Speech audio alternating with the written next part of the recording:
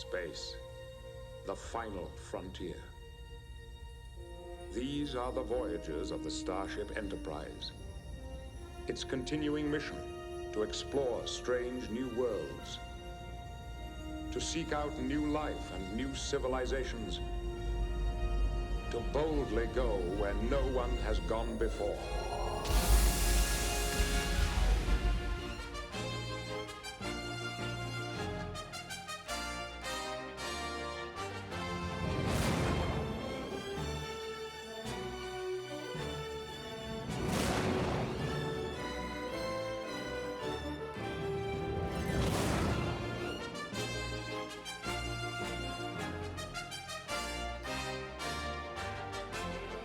Hello and welcome back to TrekChatz, the premier first-time Star Trek podcast this side of the undiscovered territory. I am your trusty captain, Alan, and I'm joined as always by number one, Magellan.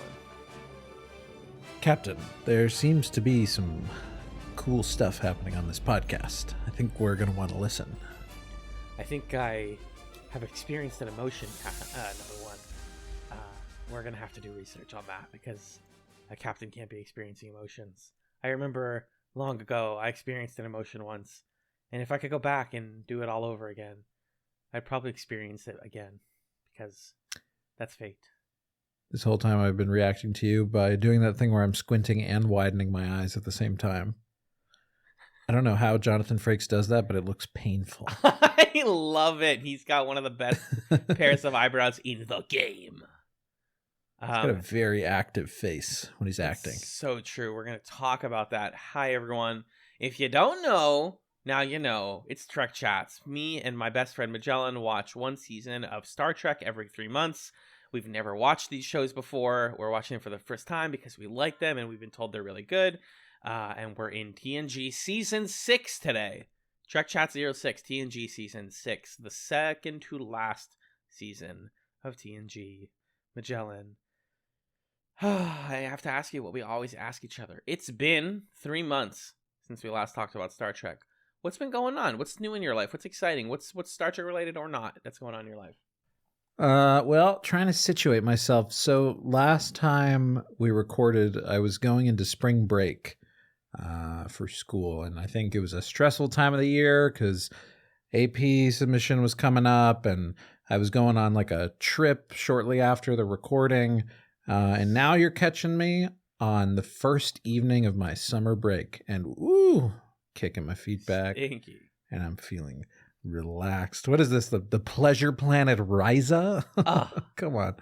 Okay. Oh my gosh. Stop that. I get but that. But you know, it's been an okay couple months. Not awesome. I'm excited to have the summer to recuperate and reassess my life. Some of those kinds of summers. I know. What about you? How's the last 3 months been treating you? Pretty good. I'm wondering if I had gone to DC before or after the last TrekChatz. I'm not seeing. What month did you go to? End of DC March, in? beginning of April. Oh, it's undetermined then. Yeah, I have all of our podcasting dates in my calendar, but I don't see. It was like the last Monday of March or something like that. Oh, really? Last Monday of March. The last Monday of March. It doesn't look like it was. Unless my thing is wrong. Anyways, at one point recently I went to DC. I had a great time. I hung out with friends of the podcast. Rose, Jen, Kyrie, and Nick. We had a great time. We had a lot of food. It was so much fun.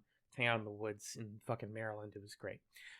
Since then, nice. I took an improv class. I did a trivia night for a couple weeks.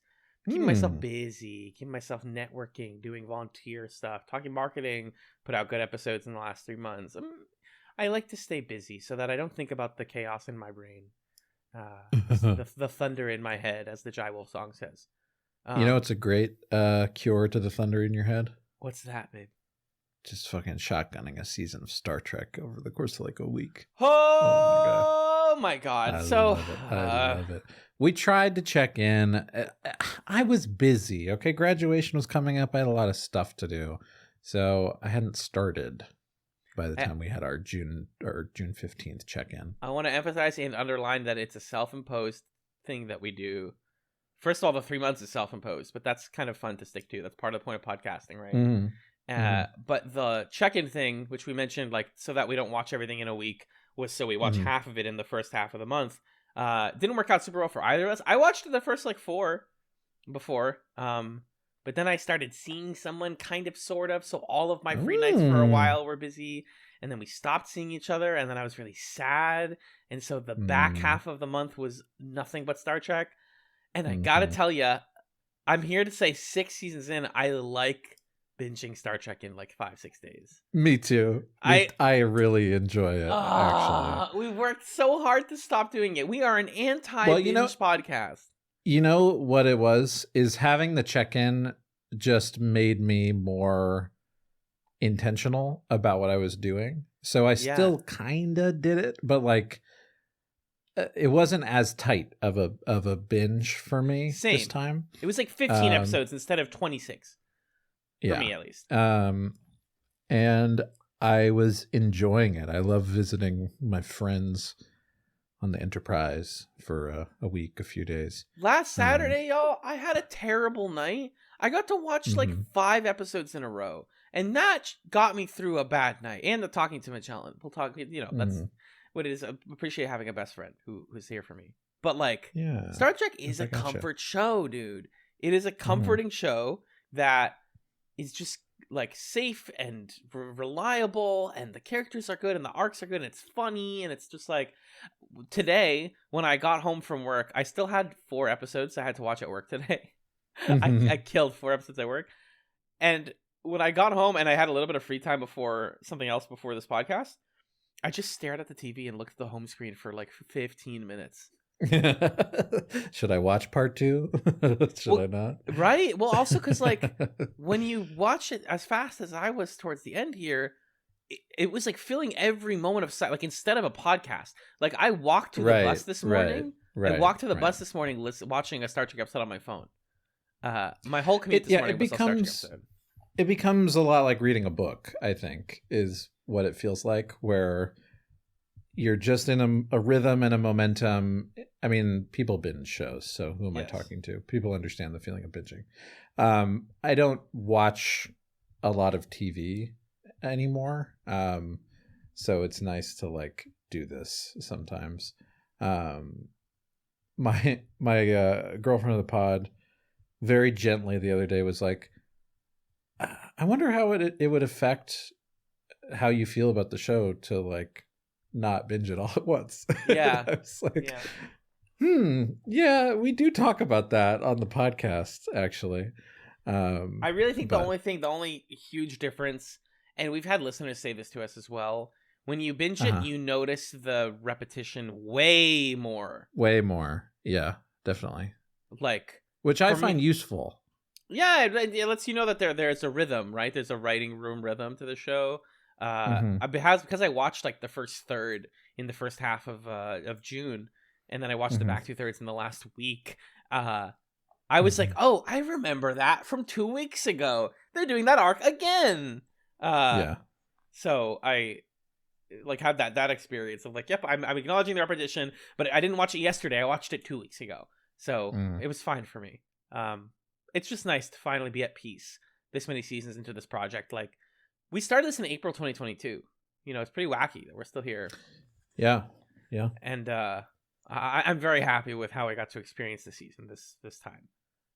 It sounds like you are as well. Great. Same. So before we talk about the season, time has passed to the point where we are very close to your birthday, actually. Very close. And so I thought it would be fun if we had a little celebration on the podcast. So you have 2 parcels near you. Is that right? That's correct. There's one that is a small box, like an Amazon box. The other one is an Amazon bag with a small item inside of it. And both of them are open, and my roommate has confirmed they're both real. Okay, so tell us your guesses first. I was like, are they both Star Trek related? He was like, I can't tell you that.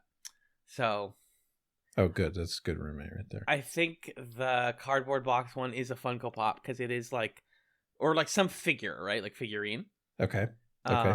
Which would make me really happy. If I had to guess who it would be, I would hope it's Mott the Barber.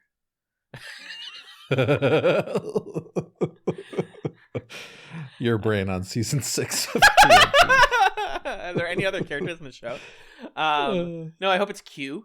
That would make sense. You know how much I'm a filthy, disgusting, diehard Q card shipper. Seriously, we'll talk about it. Yeah, we will. The small one, I feel like it's like a pen or something. Like it's really small. So. Okay. Great. Which one should I open the open box first. The box. Okay, what's in the box, guys? Here it is for audio. That's a box. It's not styrofoam. It's that like styrofoam bubble wrap. That's so much bubble wrap. Oh my god. It says Star Trek on it. It's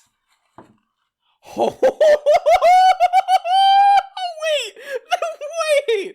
Star Trek Bluetooth communicator badge. Oh, that's the cooler one. I thought that was going to be in the bag. Oh my god. Well, yeah, so if this works right, whoa!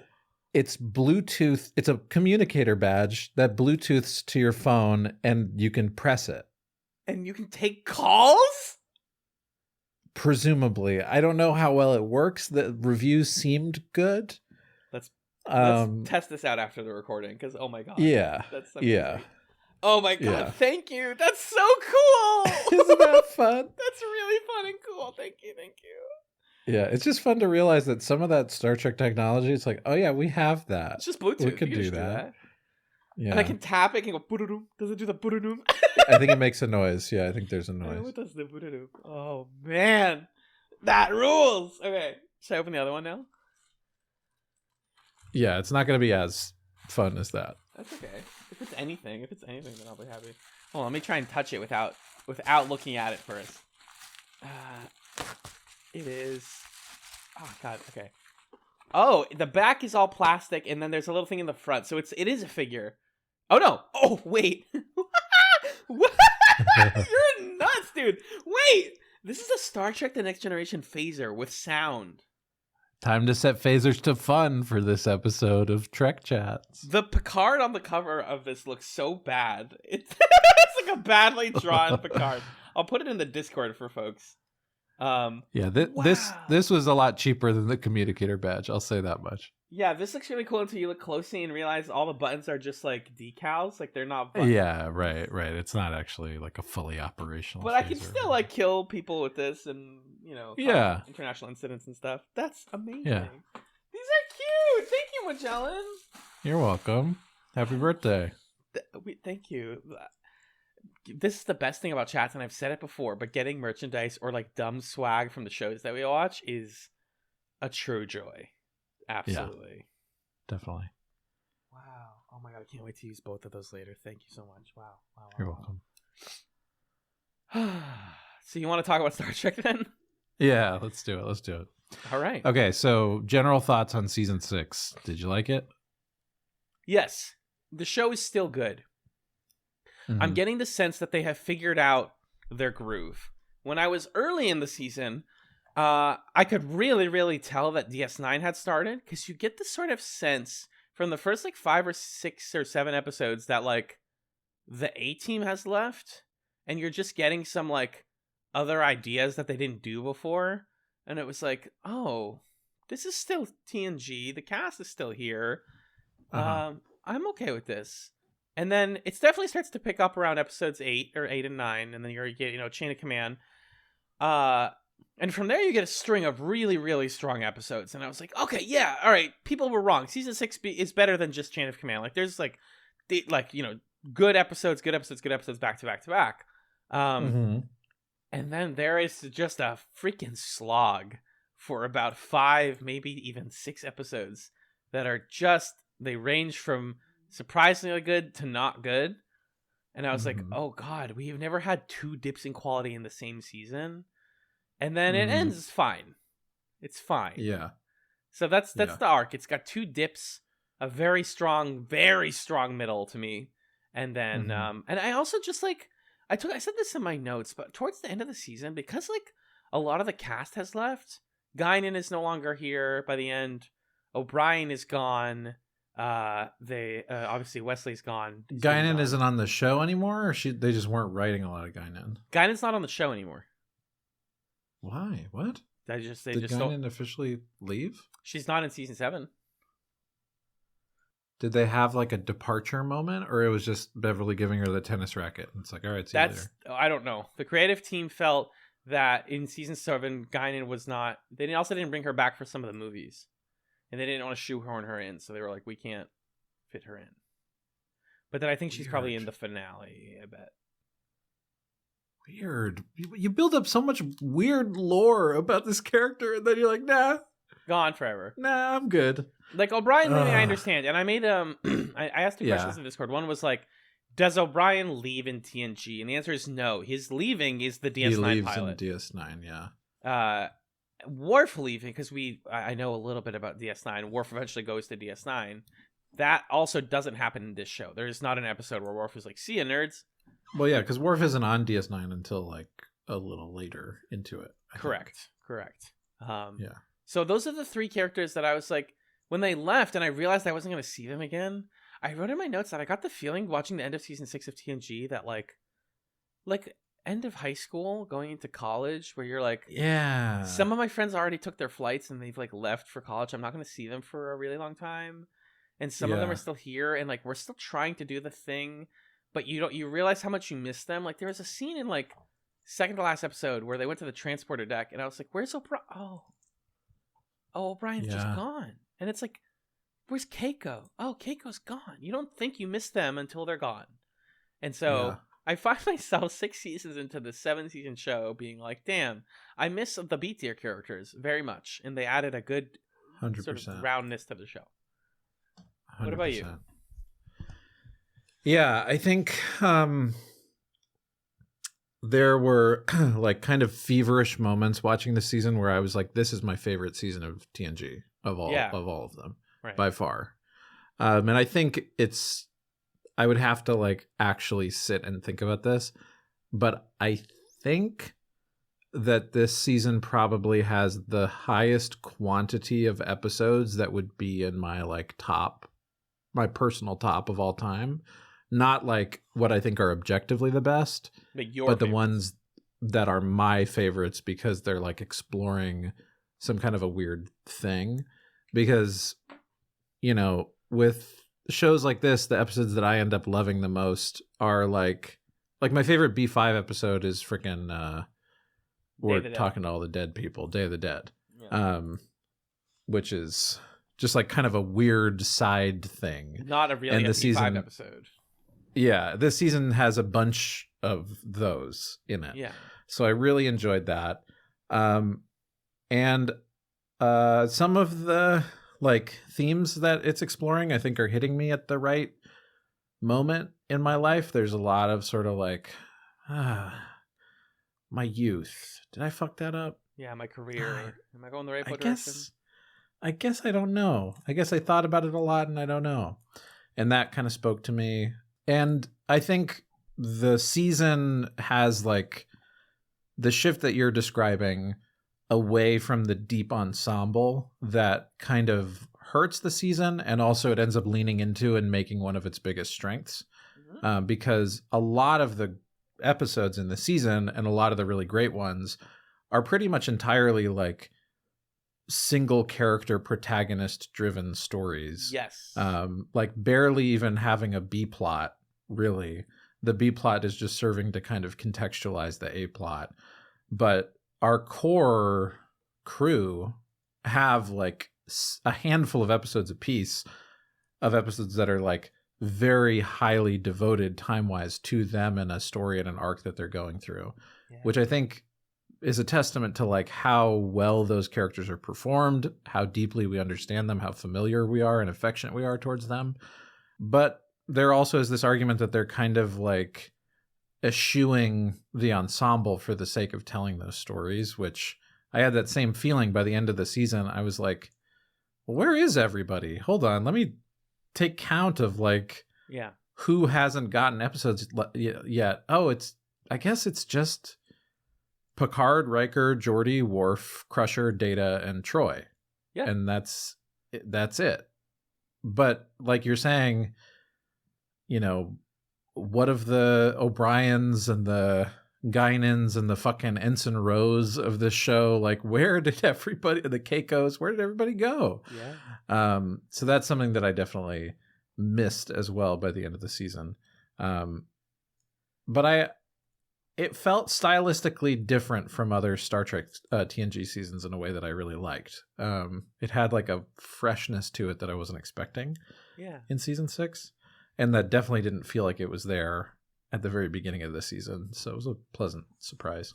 Yeah, it's another thing I wrote was that what's great, and I'm thinking this is a big reason why you like this season maybe a little bit more than I do, is they are so confident in their world building now that they no longer need to have episodes that are like, there is a whole society inside of this orb. What do we do about it? It's like we're beyond that. We're going straight to like, what if Moriarty could be beamed out of the holodeck? It's like, whoa, like we are just in it, and it feels like an advanced level course for TNG. Like they don't ease you into holodeck episodes. They're like, this is the most batshit holodeck episode you've ever seen, and you're gonna get it so much.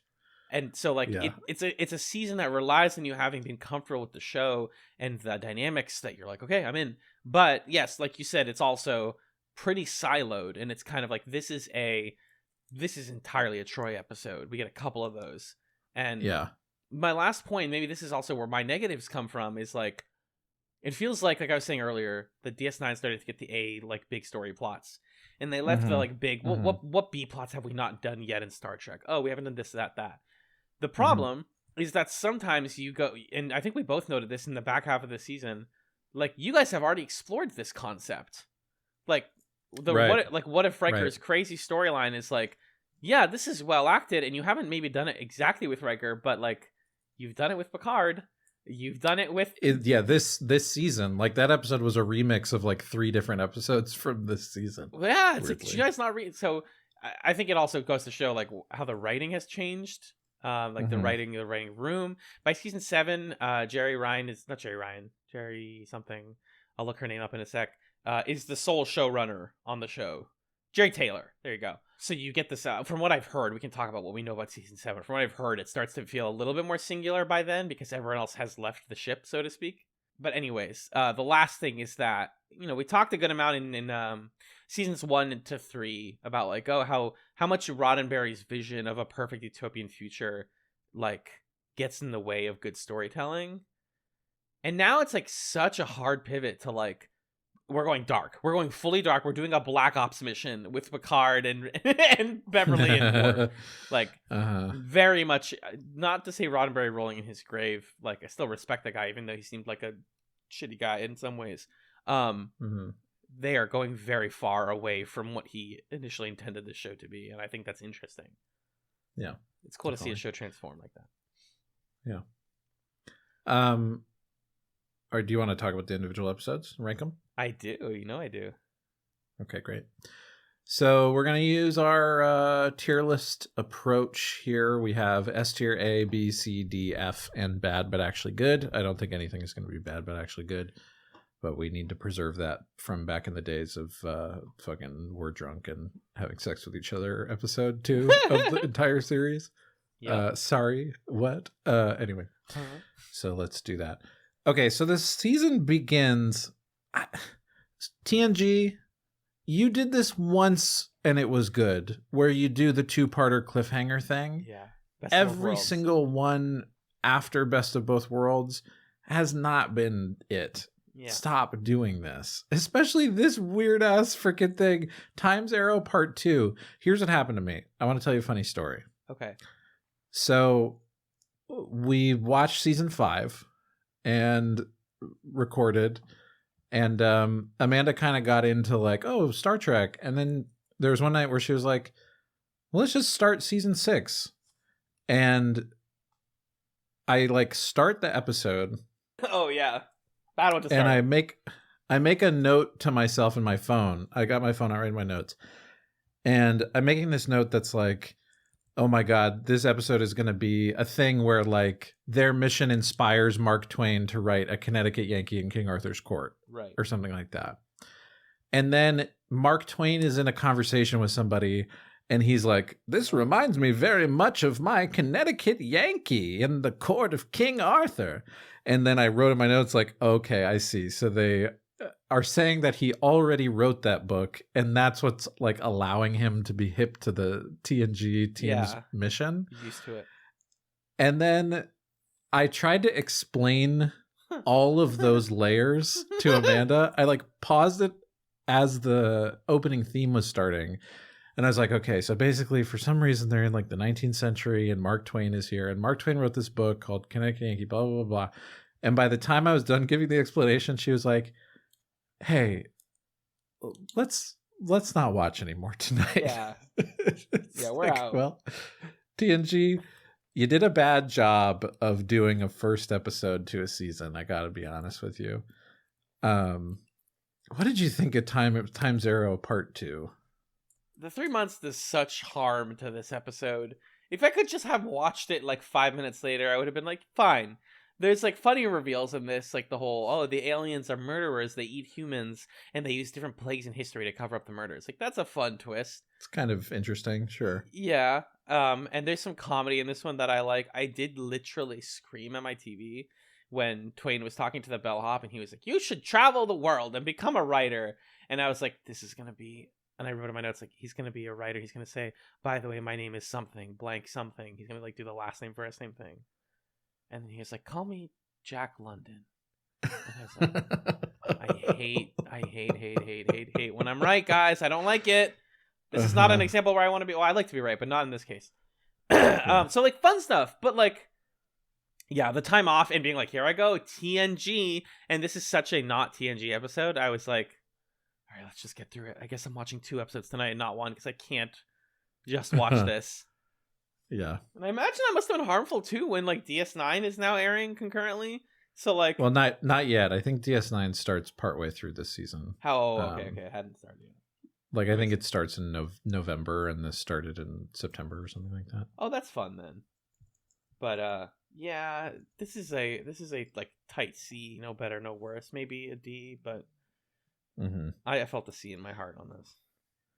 Yeah, this is a C. I think the part that I laughed at the most was when they're like squatting in this apartment, and they're trying to convince the landlady that they're gonna pay later, that they're rehearsing for a production of A Midsummer Night's Dream, and then they like trick her into rehearsing with them, and she does like a bad job, but they're like, oh my god, that was amazing.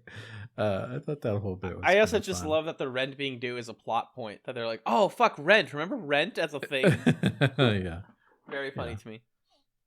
And I also did really like the Mark Twain voice was super annoying. Hated it. But I did really like almost the scene where Troi is leading him around the Enterprise, and he's like, he basically tells them like, you're 19th century imperialists. Did you know that? Yeah, you're doing what the bad guys did in my time. You're just that. Yeah. And then the lame thing is he gets convinced that Starfleet is cool and there's actually no problems in the future, which kind of sucks. But I did like that moment where he says, you're not doing anything cool. You are doing what has happened throughout all of history, where people say that they're great and they're covering up some kind of inequity, and you can't reasonably tell me that poverty has been like extinguished and that you have no problems. So I thought that was kind of interesting. Yeah, if anything, a lot of this season is about further underlining how true that is. Right. Like right. how nakedly evil Starfleet is. Love to see it, and kind of a fun way to introduce a darker season of the show. Yeah. C. It is. C. Strongly C. Now, speaking of episodes that delve into things right away that you're like surprised we're getting into so quickly, Barclay seeing things in the transporter in episode 2, Realm of Fear. Mm-hmm. Let's fucking go, gamers. Barclay is afraid of transporters because you die when you get transported and you get rebuilt on the other side. This is scary, and I'm so glad we finally have an episode about it. Yeah. It always creeps me out. As soon as I learned that as a kid, I was like, that's terrifying. Why do they do it? And the answer is convenience. We give up a lot of things in our humanity for convenience. And Barclay's the first one to be like, this is like fundamentally scary. And there's a lot of other cool stuff about this one. I just love Barclay. Every time we get to see him, he's fun and anxious like we are. It's kind of nice to see yourself on the screen.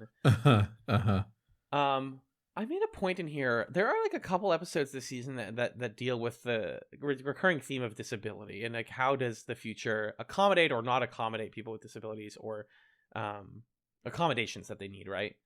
And like Barclay shouldn't have to teleport to get onto a planet, right? Like, why don't they use? They're like, we need you to be here to look at the computers, and it's like, can you guys not hologram him? Do you have a video feed? Can you like beam the weapons onto the Enterprise and he can look at them? But they're like, no, dude, you have to teleport. You have to. It's the only way we know how to get there. And it's like, no, you don't. So getting back to Starfleet being evil, it's just like, you're just not choosing to accommodate him. And instead we're like, oh, he's so weird. And now we have a teleporter tardigrade that's stuck inside of the the transporter. So, right. But yeah, I think it really is a showcase for that actor. Getting to see him be anxious and talk about like, I need water. I need a cup of water. 50 degrees. I also need 50-degree water when I'm having an anxiety attack. Hilarious. Yeah. What I appreciated also about this is that they re-grounded the Barclay character because we've gone to like such wacky places with him when he became a human supercomputer or whatever. The episode where he had like the fantasy Three Musketeers world with all of the Enterprise. Yeah. And so it's nice to return him to just being like, he's a nervous guy who's nervous about a thing that happens all the time. And he's going to have conversations with people about why he's nervous about that thing. Yes. And so it felt like this really relatable, grounded way to have the Barclay character who I really enjoy, without having to do a plot that like totally goes completely wacky and then they have to reset it or, you know, whatever. And I also thought it showed some growth on Barclay's part that he recognized like, okay, this is scaring me. He's talking to Troi and he's like, well, this is scaring me and I want to try to confront it and cope with it. So I'm going to go do that and figure it out. I'll have to see my anxious boy figuring it out. That's so good to me. Yeah. Also, I say this a couple times in my notes. They should really not have a holodeck on the Enterprise. Like, yeah, it only causes problems. I know it's fun to do your sex dreams and your jazz dreams and your golf and your horse riding. Like, I understand that you need that, especially when you're on a ship all day. But the problems it causes are so fun. We're going to talk about this later way more. But they really need to get rid of the holodeck, and they don't. And they don't. For no other show do they get rid of it. Also, I guess like Discovery doesn't have a holodeck. Maybe it does. I don't remember. But yeah. Also, speaking of O'Brien from earlier, O'Brien has the fun runner in this about the whole like, I'm afraid of stuff too. You know, I'm afraid of spiders, and so what I did was I bought a spider. Here he is. What?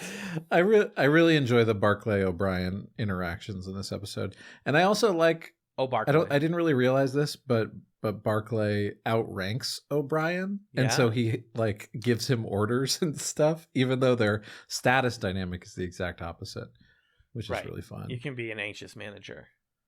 Yeah, exactly. So I learned a business. And I think this is a perfect example of an episode that by the end of the season you can't have this episode. I mean, Barclay's still in the show, presumably. O'Brien's not. But these are the kinds of things that early season, it's like, yeah, this is fun.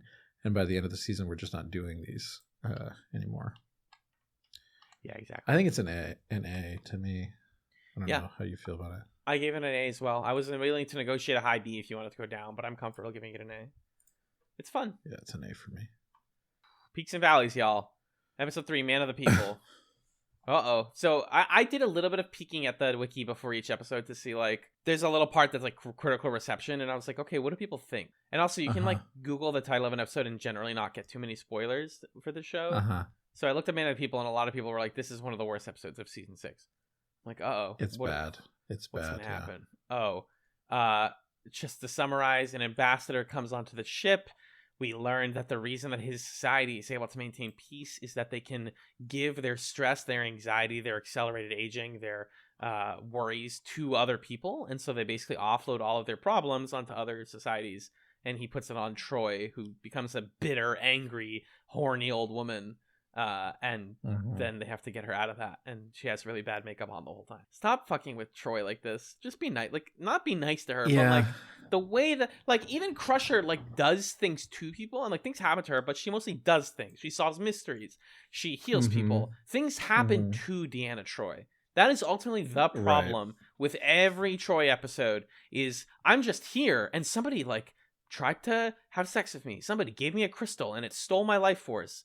It's like. She never does anything, and that is a bummer. Yeah. Yeah, it's really frustrating. I think the character who's like the most underserved by this season, a season full of like solo protagonist performances by like several solo protagonist performances by other characters. I think the character that's the most snubbed is Deanna Troi, because you get episodes like this where it's like, what am I supposed to make of this? It would be bad if, I don't know. Like, okay, let me try to be thematically, charitably reading the episode. Okay. There is something kind of interesting in this like feminist reading of, you know, this like patriarchal society kind of inducing Troi to become an agent of that patriarchal will, and like the way that she upholds the man and tries to attack other women. And I don't know, there's like, maybe there's a reading there, but textually the sci-fi part of what's going on is concealed from us for so long that it's just kind of confusing. And it's also clear that like Troy's actions are not being shaped by a genuine like incentive system. They're being shaped by a weird space spell. So space crystal. I don't know.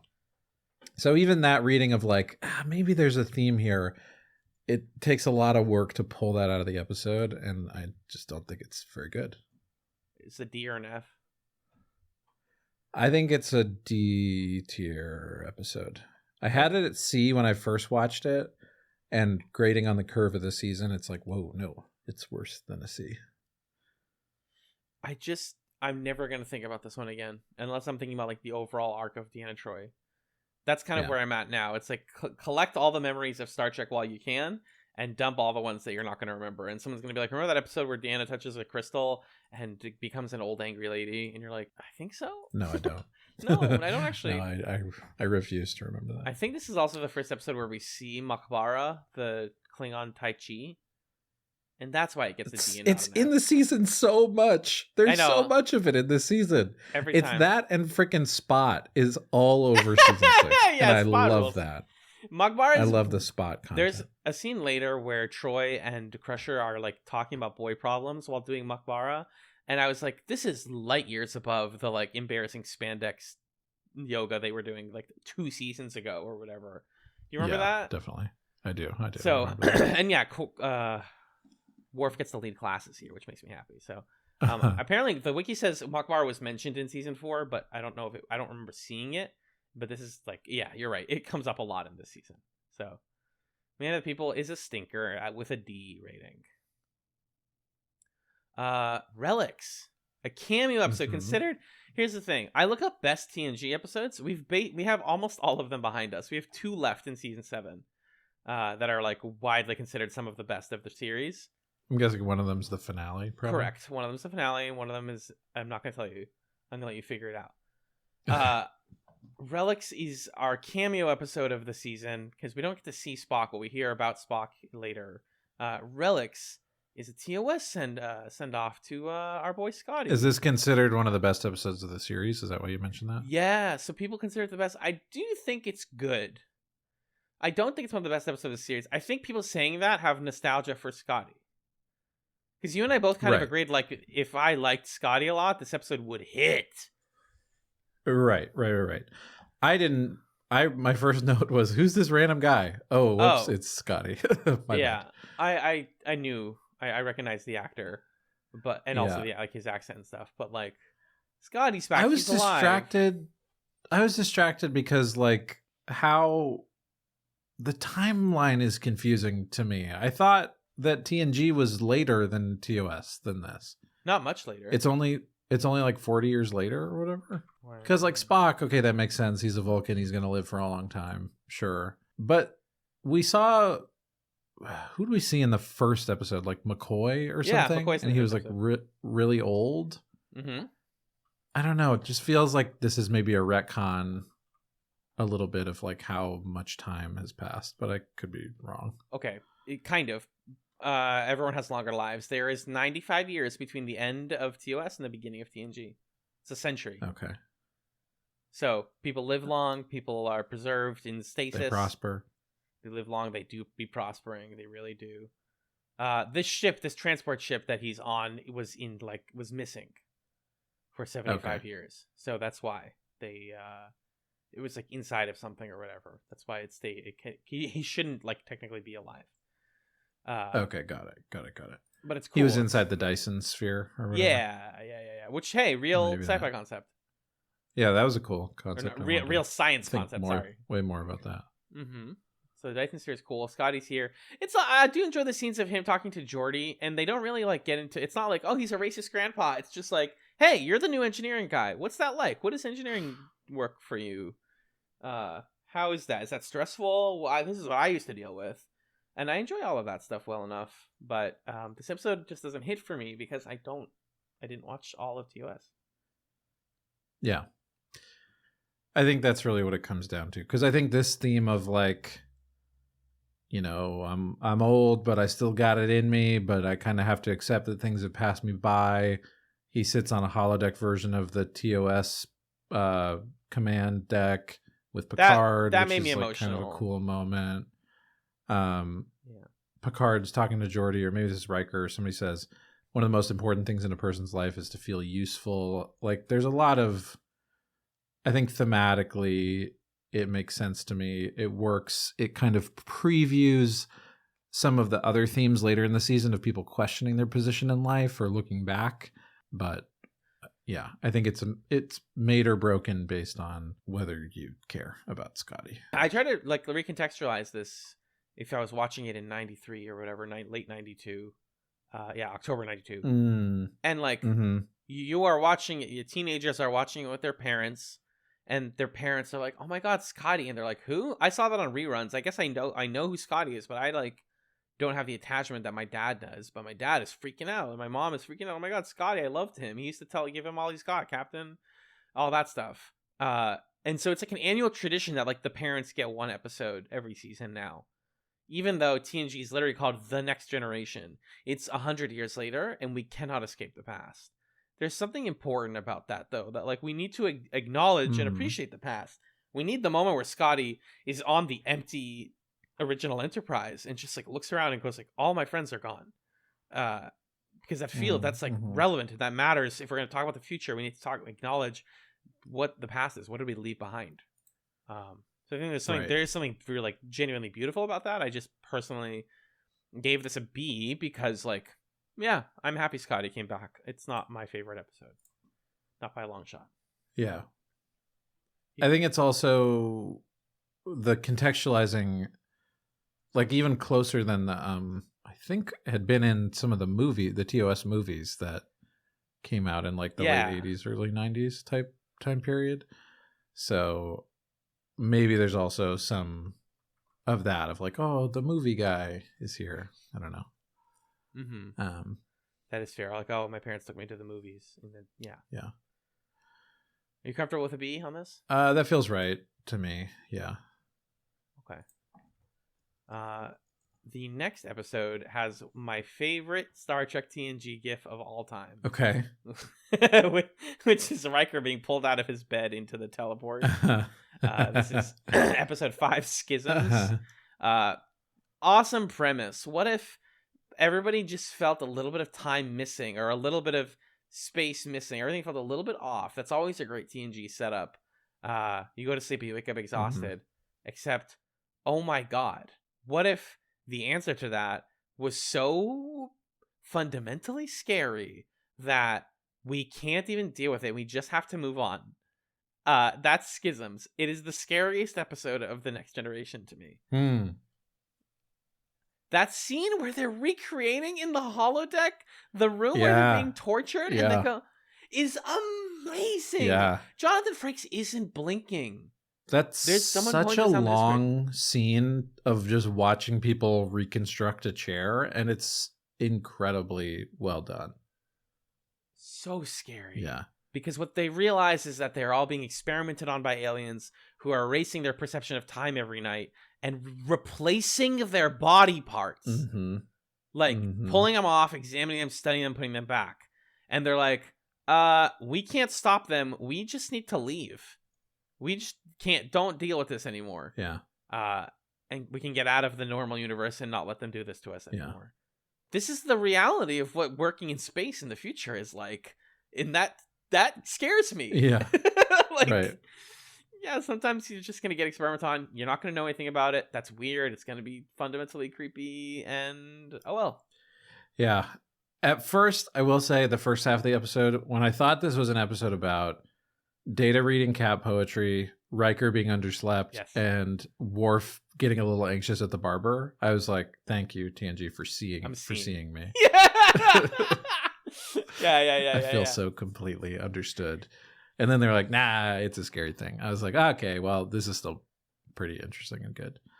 But yeah, the horror like builds because Ode to Spot early in the episode is amazing. I'm so glad they showed all of that. Data's poem at the Slam. And then like I'm making jokes in my notes like, oh, like Riker knows what it's like working a 9 to 5 and then getting up on a Monday when you're like, didn't I do this? Why am I so tired? I have to go to work again? I just went to sleep. That's exactly what it's like. Except it's not because he's getting up on a Monday. It's because he's being experimented on every night. Yeah, you might need a CPAP back machine. Mott the Barber. Well, yeah, he's got really bad sleep apnea. That's why. Oh, Mott the Barber is the name of that guy? Yeah. Oh. The blue guy. The guy that I think I could play. Okay, because there's an episode later where Picard uses his name as an alias. Mott the Barber. Yeah. I didn't realize the barber's name. I didn't realize he was using that guy's name. Got it. Yeah, the first time they brought him up was last season. Then they brought him in this season, and then Picard uses his name later. In the Die Hard episode. Okay. And I thought that the holodeck sequence alone brought this up to A territory for me. Just like the clicking needs to go faster. The clicking needs to go faster.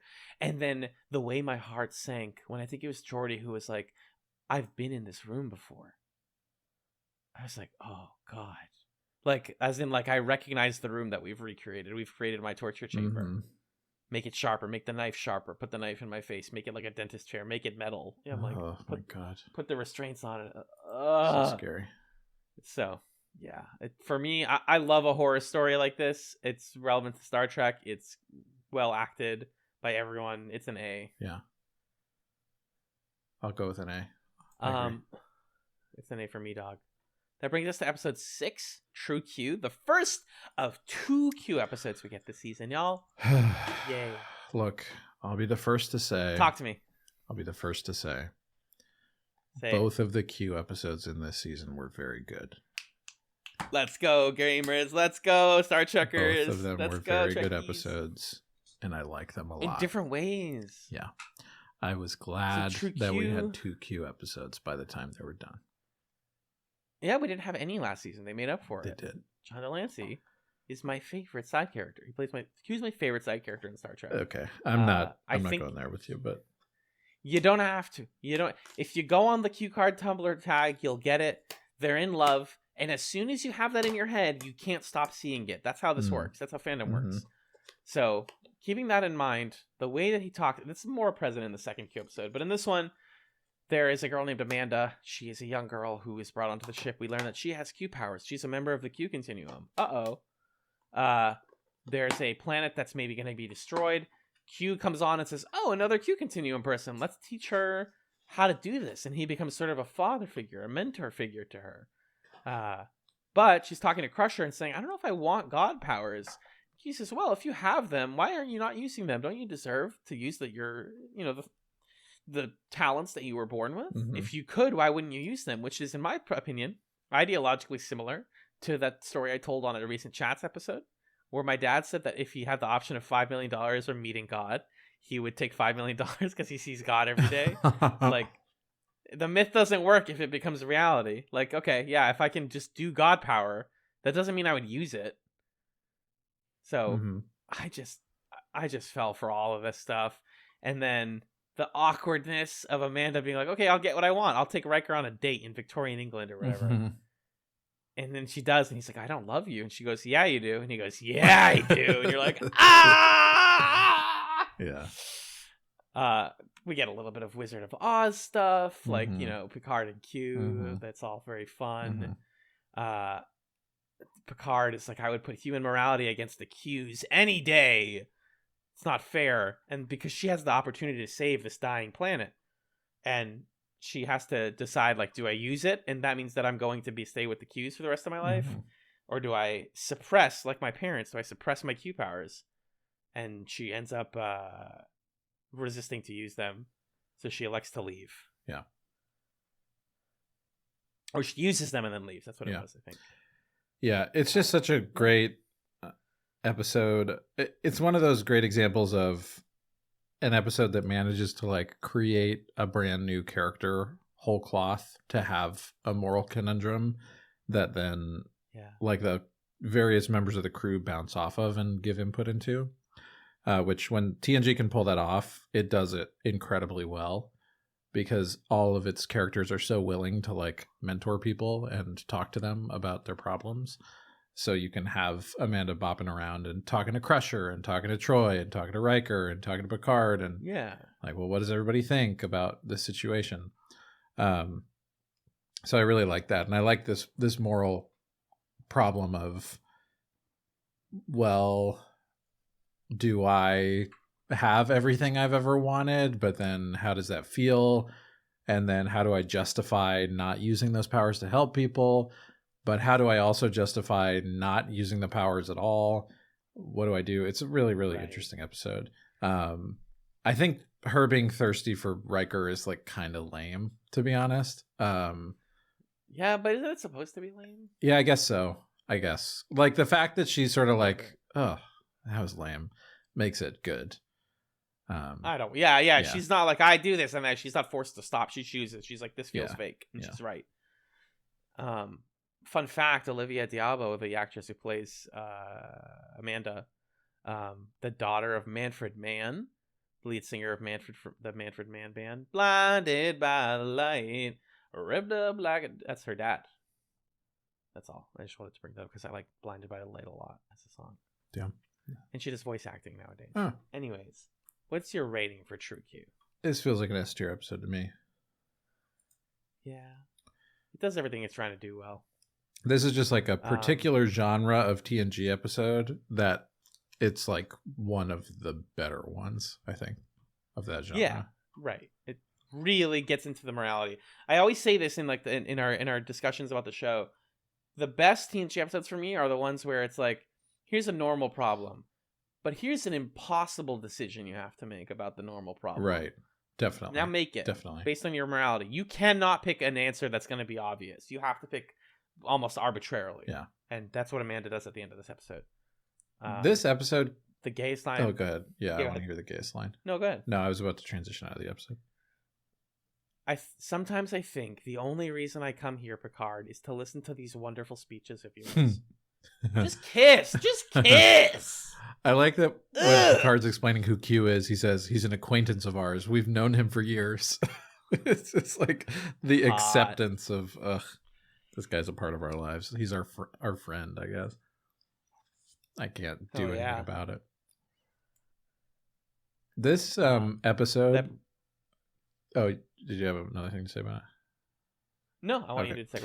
This episode kicks off an amazing run of episodes, I think. Yeah, this is the run. Exactly. Because we go into the episode that's probably the best showcase of the TNG ensemble in episode 7, Rascals. I don't know how people feel about Rascals. I loved it. Yeah. I loved this fun. episode. it's fun and it's heartfelt and it does so many things well. This is the premise.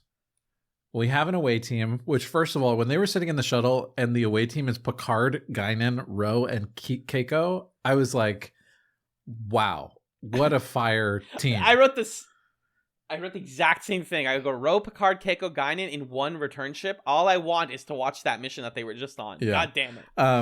It made me think of, do you know those diagrams where, I guess this is more of like, I'm deep into basketball social media, so I see this a lot, where it's like, okay, you have this many points, build a team, and there's like a row of people who you can spend 5 points on and they're the best, and 4 points on and whatever. And this feels like the product of a diagram like that, where it's like, okay, you have 10 points to spend on an away team. Picard costs 4 points, Guinan costs 3, Ro and Keiko cost 2 apiece or whatever. So I kind of want to make that diagram. Yeah. You got 4 spots on your away team. Uh-huh. You can have one like senior command officer person. Yeah. You can have one person who's like a tier below that, where they're on the show multiple times a season. And then you can have 2 other characters who are like kind of tertiary side characters or one-off characters or something like that. Who's your team? I think it's Data, Ro, Geordi, and Crusher. No, that's too many. That's too many senior command. High values. Yeah. Okay, Data, Ro, Crusher, and Mott the Barber.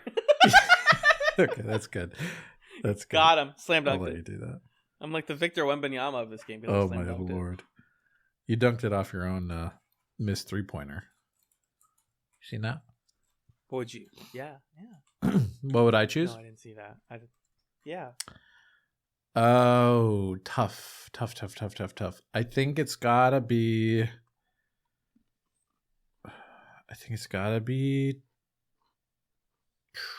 Troi. Okay. Barclay. Okay. Ro. Wait. Data, Barclay, Ro. Yeah, who's your next? And you said Troi. Troi, yeah, Troi, Barclay, Ro, and and Alexander. I think Alexander's on the powerful. Team. Yeah, really powerful. Yeah. We don't need to go into all the details of Rascals. It's just fun. I want to go into many working of with the Alexander details. and all the kids. Picard being like, this is business as usual. I do my job as always. Like, guys, pay attention. Respect my authority. And then, like, 5 minutes later, he's like, hey, I have to probably go back to school. And then he has an existential crisis, one of many this season, where Guinan's like, you probably have to go back to school. Like, you probably should do something with your life. And he's like, I have a second chance. Yeah. What does that mean? What do I do with that? Instead of just like, guys, treat me like the captain, even though I'm 10 years old. It's like, oh, no, this is my opportunity to like fix all the horrible mistakes I've made in life and not fuck up again. I can do it. And then he's dealing with that. Guinan and Ro, hey, what is it like to be a child? What do you like? Ro Laren, what do you like? Oh, you have an energy escape. You had a sort of chaotic, like fun-loving energy. Where did that go? And she says, well, I lived in slavery, so I stifled that as much as I could and became a hardened adult. And Guinan's like, well, what about jumping on beds? And you have this beautiful scene where it's like she rediscovers the joy of jumping on a bed. And then you have Keiko being like, oh, Brian, are we still married? He's like, you're 10! And she's like, we have a daughter. And she holds her daughter. Her daughter goes, ew, that's not my mommy. Oh, my Lord. What? Oh, my Lord. Are you kidding? Such like a Hall of Fame C-plot where Keiko's like, well, what do we do? And Brian's like, I don't know. We obviously can't do things the way we normally do because you're a kid. This is weird to me. It's hard to talk to you like you're an adult. So, yeah, that even though I know you are mentally, I can't take that whole plot was like hilarious. And yeah, what I love about the Picard plot that you talked about, and this episode overall is that they do the, oh no, we're kids thing. And other shows that have this level of like sci-fi or magic or whatever will do the, oh no, we're kids plot. But the difference in this episode is that they then take it extremely seriously. And we have, like you said, that several minute long scene where Picard talks to Troi about, okay, well, it's entirely possible that this cannot be reversed. I guess I need to like make peace with that and figure out what I'm going to do. And Troi says this beautiful thing where she says, you have something that like anybody would want, which is a second childhood without the pain of growing up again. And it's like, you didn't have to go that hard, TNG. This is the cartoony episode where they become babies. You didn't have to make me cry. You didn't have to do the Ro and Guinan jumping on the bed scene and then come back at the end of the episode to Ro not wanting to turn into an adult again, and adult Guinan being like, I'm just gonna like hang out with you for a little while. We're gonna do more kid stuff because what's the rush? You didn't have to make me want to cry again in this episode where everybody's like a 12-year-old kid. So it's great. Also, just a clutch Alexander cameo. He had like a little remote control robot or whatever. Hey, let me use that. And then I love Picard pretends to throw a tantrum so that the Ferengi will bring him to Riker. And then he calls Riker number one by accident. And then he's like, he's my number one dad. That's a good gag. Yeah. Oh, yeah, the number one dad. Yep, that was great. It's just, usually when you have plots like this, the actual A-plot of, like, how do we get out of it is boring. But, like, these, like, genius kids teleporting the Ferengi around and, like, using the kid's computer. And it's like, can you spell Enterprise? E? And he's like, give me a map of the ship. I thought that was so funny. Whip smart, incredibly sharp. The episode's doing what it's trying to do and excelling at it. That's how I feel about Rascals. To me, this is solid A. Solid A. Yeah. Yeah, I think that's I feel that in my heart. Okay, so I was looking forward to this next one, right? I had heard about it when I was looking up, like, where are the Alexander episodes? Speaking of Alexander, this is a fistful of datas. We start with a clarinet scene, a little bit of Mozart playing on the clarinet. I always love the episodes that start with people playing music. There's a lot of those this season. And yeah, it's very simple. Alexander wants to play pretend with his dad in the holodeck's Old West. What could possibly go wrong? By the way, the teleporter last episode is the reason that they turned into kids, if I'm not mistaken. Like, it was like misconfigured or something. So, like, they got to get rid of the teleporter. They got to get rid of the holodeck. Yeah, they do. Like, I don't know. Yeah, it's a pretty fun. It's pretty fun, like how certain episodes early in the season kind of foreshadow later ones. Because Barclay being so worried about the transporter happening in a season where there are at least like 2 to 3 episodes where the core premise is that something weird happened with the transporter. That's great. And then Picard in the last episode being like, what if I just go redo my younger life? There's 2 more episodes in the season that are about that. So that's pretty good. And then, yeah, this is the first of a couple holodeck episodes where things go wrong and we shouldn't have it, but hey. Also, it's the ancient West. Oh, true. It's no longer old. It's so old. What's it called? All the bad guys become Data. What a dream. Dream blunt rotation. Just like 6 evil Western Datas. Howdy, partner. Howdy, partner. I'm the son. I'm the dad. Because it starts did out say, and sorry, did you say like, dream blunt rotation? I don't smoke, for what it's worth. I just like saying that phrase. I like that you caught that. Oh my god. At first, Alexander's like, Dad, no, you can't just beat the guy's ass. You have to, like, there has to be like a fight, and you have to like build up to beating the bad guy. And he does that, and then it's like, all of them are Data, and we can't beat him because he's really smart. Another one of those like unfixable problems on the Enterprise. As soon as Data isn't on our side, we're all fucked. He's too powerful. Yeah. He has like unbreakable skin and a programmable brain. Like, run. It's scary. Well, and this also foreshadows the end of the season in kind of a funny way. Yes. This is like a comedic mirror image to Descent or whatever it's called at the end of the season. Yeah, it's called Descent. Yeah, and it goes pretty well. Worf cheats the gunfight at the end to win. Mm-hmm. He breaks the rules of the Mexican standoff. Yeah. With Hollander. It's cute. And then there's a really weird epilogue scene where a Data in a dress comes up to him and kisses him on the cheek. I called it from I feel some sort from of way a about mile that. away. Like they're gonna do a Data in the dress thing. Yeah, they have to. Yeah, I guess they didn't have to. didn't love it. And the Enterprise rides off into the sunset. It goes into like a sun at the end, if you notice that. Mm-hmm. Yeah, that's nice. Just like in a Western. What were you going to give the episode? Or did you have... Oh, just a couple of random things. I love that the premise, like the inciting premise of this is that we just have time off. And so characters have to like deal with that.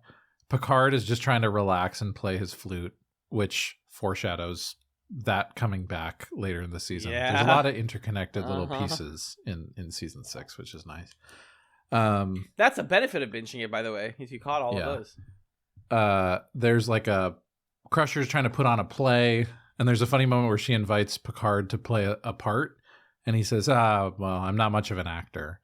This is Patrick Stewart saying this. And she's like, well, that's okay, because you only have like 2 lines. And he's upset that he only has 2 lines. Only 2 lines? What the fuck? And then Geordi and Data come in and they say, hey, we want to try to like hook up the whole computer to Data. How does that sound? Picard's like, yeah, sure. Which causes all of the problems in the episode. And then I just loved Worf coming in and trying to do lots of work. And Picard saying, dude, relax. Can't you just take a day off? That was charming. Alexander says, saddle up, father. What else did I write? Oh, yeah. Yeah. Oh, when they're in the holodeck program and there's like the woman at the bar waving from the saloon or whatever. Worf's like, you wrote this program yourself? Alexander says, well, Mr. Barclay helped a little. And Worf goes, I must have a talk with Mr. Barclay. He's like letting Alexander play inside of his horny Old West program or whatever. It's pretty funny. So funny. Brent Spiner cooking is just a sight to behold. And he's bringing something different to each of the different bad guys that he's doing, which is kind of fun. Yeah, they're distinct. They are distinct.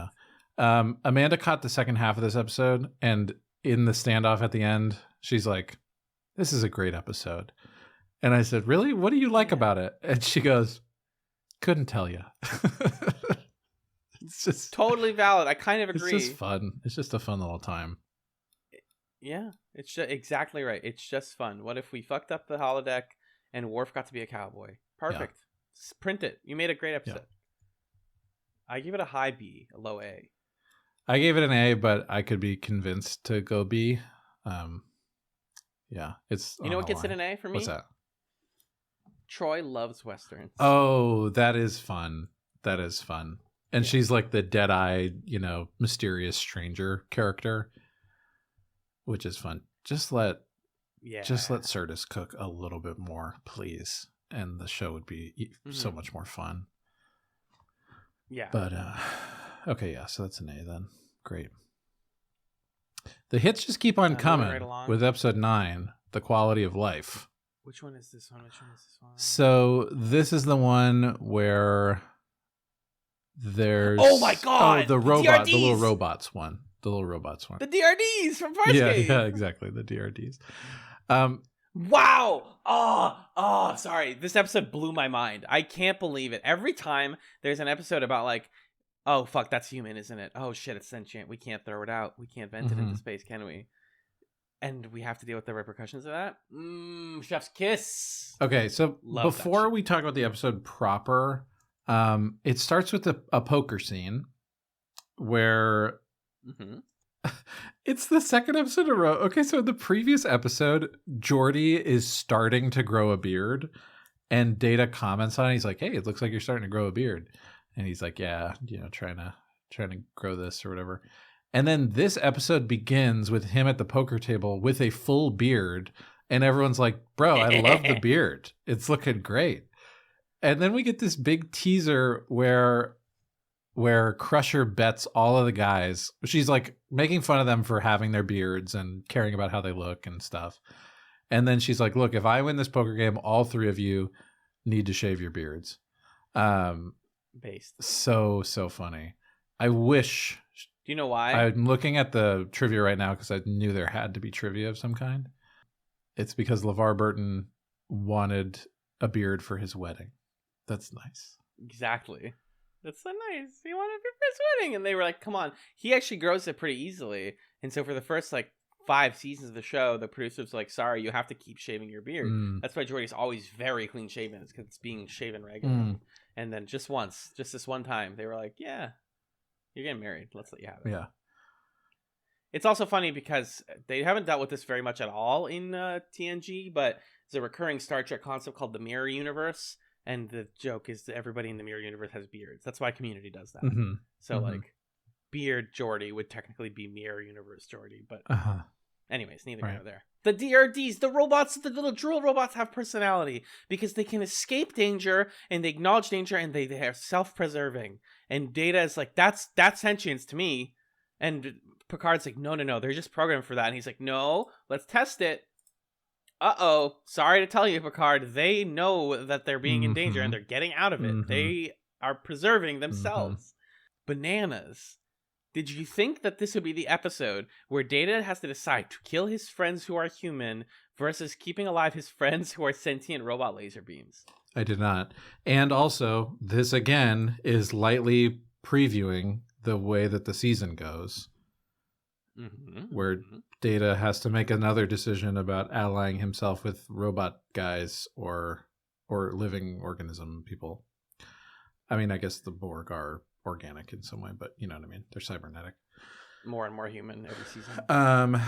Yeah, this one was so good. The scene that blew my mind was when Data's running the tests to see if the exocomps will save themselves, and he realizes that the exocomps weren't saving themselves in the test because they knew that it was a test. I was like, fuck, that's awesome. That's so interesting. What a little twisty surprise to do in the middle of the episode there. So this was a real fun one. You know what brings it to S for me? What's that? I always think I have an A, I have a rating, and then it's like, if we can talk about this and we agree, then it goes up a rating or down a rating. The final line of this episode where Data has to wrestle with the decision and then finally decides, yeah, sorry, the exocomps have to go. I'm saving the Starfleet crew. And he talks to Picard and he's like, it was hard. Like it was difficult for me to, endanger your friends for several small machines. And I know that makes me not human. And he says, Picard says, Data, that is the most human decision you've ever made. Speaking of foreshadowing future things about Data, we've been building this since season 1. Data is the most human android that has ever existed. And what happens when you have to wrestle with that? The ethical complications of that. Struggling with that is what makes him human. Ugh! So that's why it's an S tier episode to me. I'll take that. I had it at A, but I will bump it. It's just so much better than it has any right to be. Yeah, totally. Honestly. Totally. Because at first I was like, ugh, this is another one of those, the scientist has their little project and it's going to go too far and they're going to whatever. Yeah. And then it's like, no, okay, this is actually part of the canon of the great Data Humanity episodes, along with frickin' Measure of a Man or whatever that was called. Measure of a Man. Yeah, you got it. You want to talk about these next two together? Yeah. So then we get the Chain of Command 2-parter, which I had the pleasure of watching with friend of the podcast, Arthur, on a Facebook call. The watch experience was super fun, and this was a fun 2-parter to watch with somebody who's a Star Trek fan who's kind of reacting to it with me. But essentially, the first half of the 2-parter involves Picard, Crusher, and Worf on a secret covert operations mission to a planet to try to investigate and stop a Cardassian plot to construct essentially a bioweapon super weapon kind of thing. It turns out that is a ploy to capture Picard, and the second episode, Chain of Command Part 2, is a pretty famous episode, or involves like a pretty famous line.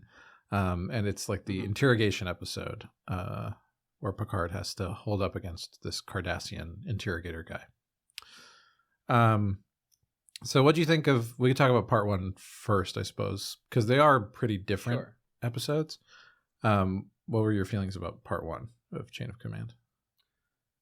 Going into these with so much hype, as like these are the last like S+ tier episodes amongst the fans. There's nothing as good as these in season 7. I was like, okay, and I've seen There Are Four Lights out of context, so I was excited to get the context.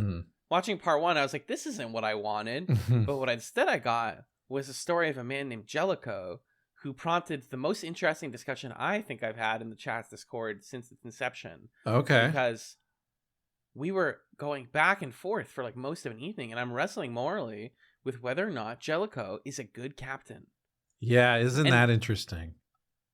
It's so, I still struggle with it, because I think it comes down to management styles.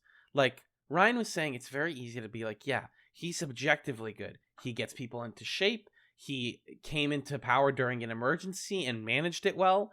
He made Troi put on a reasonable outfit, which she stays in for the rest of the series, which is amazing. And also makes it clear that that's not her normal outfit. That's her, like, I choose to dress differently than everyone else outfit. Yeah, which... So that's weird. I don't know how I feel about that, given that they're, like, making Marina Sirtis wear that stuff. And then textually it's like, why are you wearing that? It's like, oh, jeez, that sucks. My brother in Christ, you guys made her wear it. But I am glad that Troi is finally wearing, like, a normal Starfleet outfit. A Starfleet. Yeah. Mm-hmm. Ronnie Cox, one of my favorite, like, shit-eating evil guys in film. He's great in RoboCop. He's great in Total Recall. Is so good here, because this is a villain, y'all. A guy who could just easily replace Picard, and maybe should, if we're being honest. And, like, I think that, like, lack of empathy makes for a bad manager, but I do understand the argument that, like, it's an emergency, and all of Riker's, like, pissing and crying about, like, why are you making us do this? And Geordi being like, why are you making us keep long hours? Is like, you guys should be disciplined more. You're on a military starship. Like, it's actually important that you get disciplined. Like, that's good. And I feel bad. And the show's coming from the perspective of like, but we know he's gonna leave. But in universe, this guy's doing important work. And so I think that, like, Jellicoe's work is good and he's doing good work, and yet I don't like him, is where I land. Yeah, I think it's fascinating because the show, I was sort of wondering, like, okay, are they going to do a thing where he's in league with the Cardassians and he's trying to take the Enterprise for himself or whatever? Too easy. That's like a season 1 plot. Yeah, because he is pretty rude to Picard, and he says, hey, this is my ship now, and he doesn't expect Picard to live. So that stuff is all, okay, you're an asshole kind of thing. Yeah. But yeah, I think it's a fascinating argument of Picard is a great captain of a ship that's just kind of meandering through space and chatting with aliens. He's really good at that because he's this soulful guy who's curious and nerdy and, like, makes decisive calls when he needs to. And Picard is often encountering completely unprecedented situations, so he needs to adopt a leadership style that involves many people in the conversation of figuring out, okay, how do we approach this thing that we've never seen before? So, like, Picard's leadership style is perfectly suited to what the Enterprise is usually doing. It probably wouldn't be as effective in a situation where it's like, okay, this could bust out into open combat at any second. And so Jellicoe is getting the job done, which is his job. But Picard is a hard act to follow. And also he's not doing the fun stuff. He's doing, like, the stuff that we're doing for the sake of, I don't know, protecting the Starfleet against the Cardassians or whatever. And I have my own kind of objections to that militarism and people who, like, believe in that or make that their mission. But if you're just having a conversation about, like, effectiveness and how well somebody deals with a crisis situation. Like you said, on paper, Jellicoe is successful. He does what he needs to do, and then he leaves. And so what I like about that is you can tell a few things. Why it is that this guy is a captain in Starfleet who would be assigned to the Enterprise, because he clearly knows how to get stuff done. From minute one, he's like, I want this and this and this. I need you to do this and you to do that. And it also shows what's kind of special and off the beaten path about the crew of the Enterprise that would make them want to stay on the Enterprise. Because Riker, we've seen many times that he's had opportunities to go elsewhere.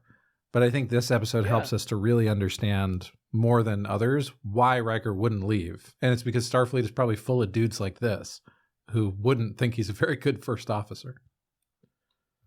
Mm-hmm. So, yeah, agreed with everything there. And it's just, I have so many notes about like the different moments with Jellicoe. Like, I agree with this part. I don't agree with this part. I think the way he talks to Troi is very misogynist and like kind of weird. yeah. But also like, he's right. She should wear a normal outfit. It reminded me a lot. I didn't think that this like military Black Ops episode would be the one that reminded me of working retail. But when we would get like a new pharmacist at my old pharmacy job, and it was like, all right, guys, nice to meet you. I'm kind of nice and friendly, but I'm going to get our shit together because we need to get our numbers up. I was like, oh, God, this guy sucks. He's going to make me work overtime. And it's like, yeah, he's making you do your job. He's making you do the job you signed up to do.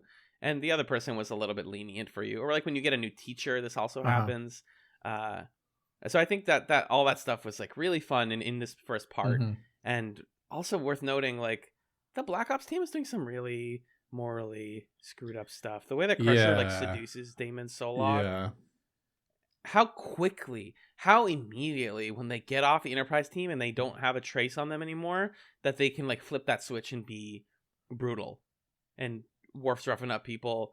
Like, it just made me think, like, what's keeping these guys as nice and friendly and amicable?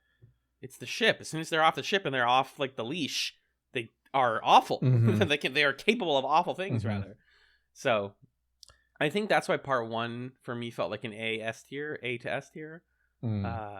Was just like there was so much textual richness that I was very into. Yeah, I think I loved the Jellicoe side of the plot, and I felt like the mission part was like kind of goofy. And maybe it was because I was watching with Arthur and we were laughing about their cat suits and all that stuff. Yeah. And Arthur was telling me that he has heard rumors that Patrick Stewart wanted there to be more action in the show. And so maybe that's why this is happening. That's why the Die Hard episode also happened. Same exact reason. Mm-hmm. Oh, right. Yeah, that one is like mid. Anyway. But yeah, I didn't love it. And it was really hard to suspend my disbelief because, like, really? You're going to send Captain Picard on this covert mission? And immediately the Cardassians are like, dude, where's Captain Picard, the famous captain of the Enterprise? Why is he not here? So it's just odd. I don't know. It was hard to believe that Starfleet would operate in this way. And it paints Starfleet in a pretty bad light. That they would be like, okay, well, let's just violate the Cardassian borders and do this whole Black Ops operation and all that. So I also just think mixed on the two plots. Go ahead. I think Picard. People online also argue this. Like, why did it have to be Picard? Mm-hmm. Why do the Cardassians need him specifically? It's the Theta Band thing. They really hand wave it, and they're like, "Oh, he's the only Starfleet captain who knows how to navigate Theta Bands. That's why Starfleet sent him on the Black Ops mission." Yeah, and the Cardassians knew that, and they wanted his brain they wanted him. Yeah, I think they are aware that it's something that they need to make sense of, and they do what they can, but it's still just kind of hard to believe. Yeah. But I guess that also works in the favor of it because it is a trick on the part of the Cardassians. This is not S to me, but A I could do. Okay. Because I had it at a B, so we could meet in the middle there. Fair enough. I wrote in my notes for part 2, Jellicle Cats is the joke that we need to make. Like Jellicle Cats from Cats. Oh, I movie, remember. I know. I'm making sure the listener remembers. A Jellicle cat is a smellicle cat. Exactly. From Cats. This is the torture episode. This is where there are 4 lights. This is where it comes from. Mm-hmm.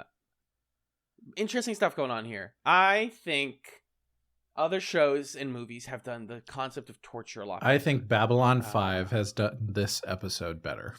This exact episode in Babylon 5 is much better, which makes it hard to watch this one on its terms when you've seen that one. But I want to hear your thoughts on it. So Madrid, right? He's the Cardassian who is torturing Picard. He strips him naked, removes his identity, and tries to gaslight him basically and say, I want you to tell me how many lights there are. There are 5, right? He's like, no, there's obviously 4 lights behind you. It's over and over again. He starts to shock him with this thing that's in him. This becomes an episode about torture, right? The concept of torture. Why does it happen? That's the part that feels really generic to me. It's embarrassing to say, but my point of reference for a modern piece of media that addresses the problems with torture is GTA 5's single player campaign. Okay, go off. Which, thank you. When I was, in 2013, I'm playing that game for the first time. There's a mission where the character Trevor tortures somebody, and because every character in GTA is a mouthpiece for the developers and not a character, he just basically says as you're leaving, like, torture is kind of for the torture. It doesn't actually accomplish anything. I think we know that as a country by now. We kind of did that in Guantanamo and across history because we're selfish and it feels good. It's like a dick stroking contest. Sorry to be crass, but that's what it is, right? And then Picard just says that. He's like, you know what, Cardassian, you like doing this. You're not getting anything out of me, but you like this. And then where this one's fun and Patty Stu gets to have a little bit of silliness with it is when he starts to flip the script on the Cardassian and say, you're just a fucking child. You are just an orphan who was ruined by Starfleet as a kid. And all you're doing is you're satisfying your childish urge to fight back. You don't even like doing this. You are 6 years old, weak and helpless. That part hits. Yeah. You can't tell me that doesn't hit at least that part's pretty good. Screaming back and forth, shocking him. Picard doesn't care. And what you noted in your notes that I loved, what you noted that I love was he, first of all, he says okay, you're done being tortured. Bye. See you later. I'm just going to go torture Crusher instead. And Picard's like, put me back in the machine, Doc. I want to get tortured. You're not touching anyone else. But then when he does get out, he tells, I think it's Troi later, I was going to tell him that there were 5 lights. I believed him. It worked. For a second there, and I'm glad I got out because I stopped believing in my own reality. They go on to do this later this season. And last awesome tentpole of this episode, when the when Madrid's child comes through, and you're like, why is there a kid here? He's like, because I wanted to see this. And Picard says the best line of the episode, in my opinion. When children learn to devalue others, they can learn to devalue anyone. ... looks to Madrid, including their parents. You bring out your daughter to this, she's not gonna care about you as much anymore because she doesn't value life. Ugh, good shit. Yeah. So I think between Jellicoe and the Cardassian torture stuff, I think this episode's very strong, especially as a whole 2-parter.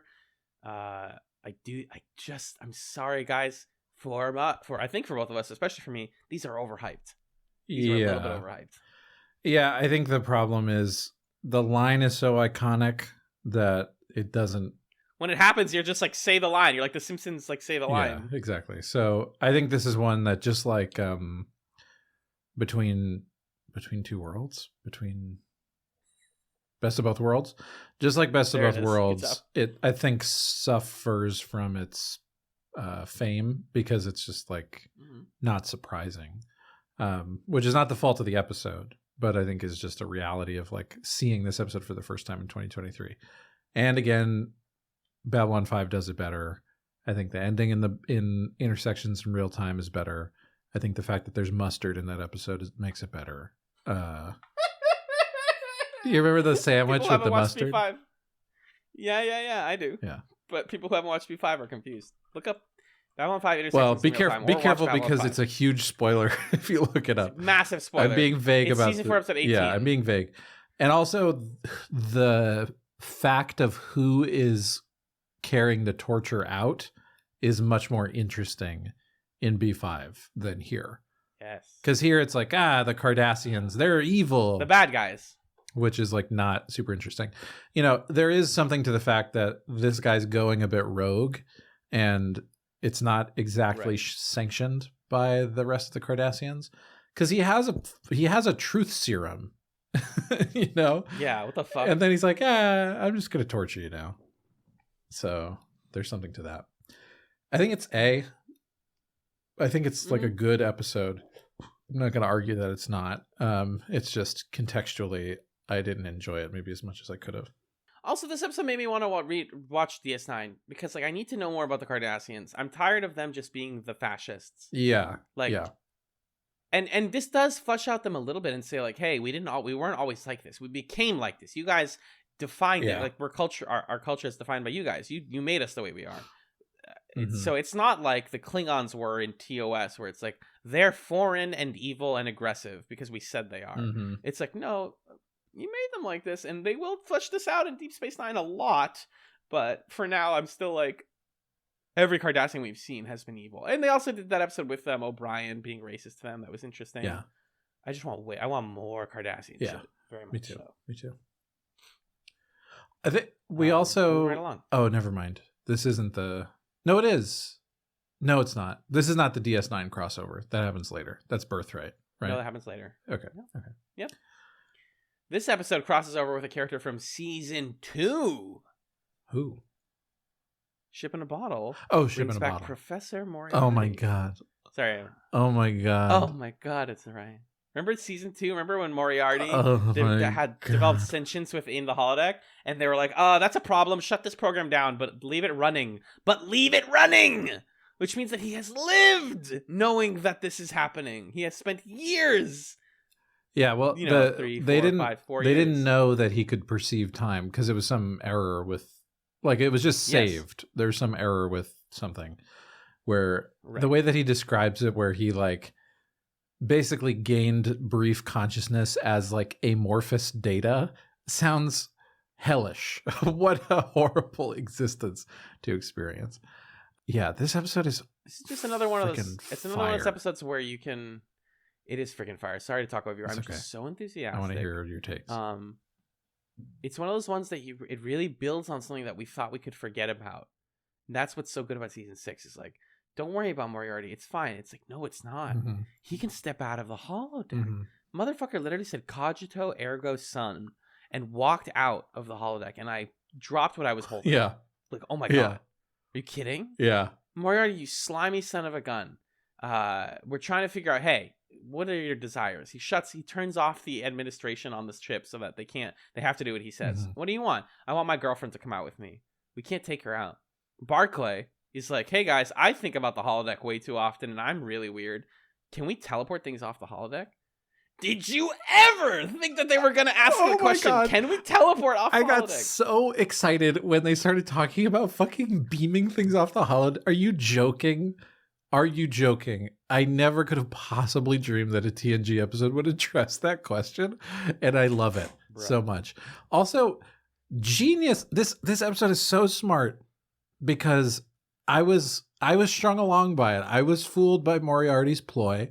I thought this cat walked straight off the holodeck, and then the moment where they realized that Geordi caught something with the wrong hand or whatever, and they realize that they are on the holodeck and Moriarty has tricked them into thinking that he got off so that they can brainstorm inside of his simulation.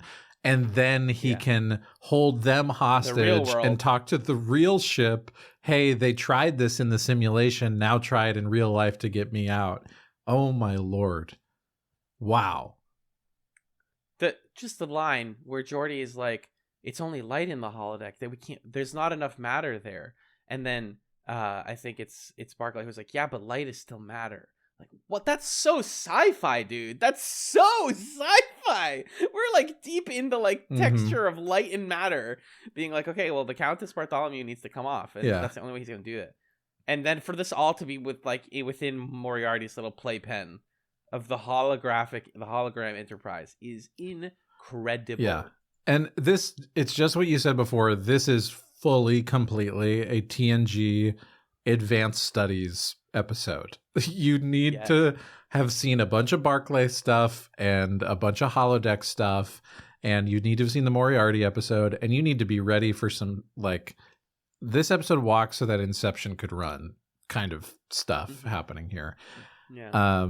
And then I love this, like, oh my god, I'm having an existential crisis type of thing where they go one layer deeper and do the holodeck inside the holodeck to trick Moriarty into thinking he got out of the holodeck, the bigger holodeck. But actually, now he's trapped in the first reality of the holodeck. But actually, they just put him in a freaking hard drive, and they're gonna stick him on a computer that's gonna run the program and make him think that he got out. And that's a happy ending for him because he doesn't know that he didn't get out. Wow. And then that little moment at the end where Barclay says computer and simulation just to check to make sure that he's not in a simulation. Yeah. Really good stuff. Oh my god.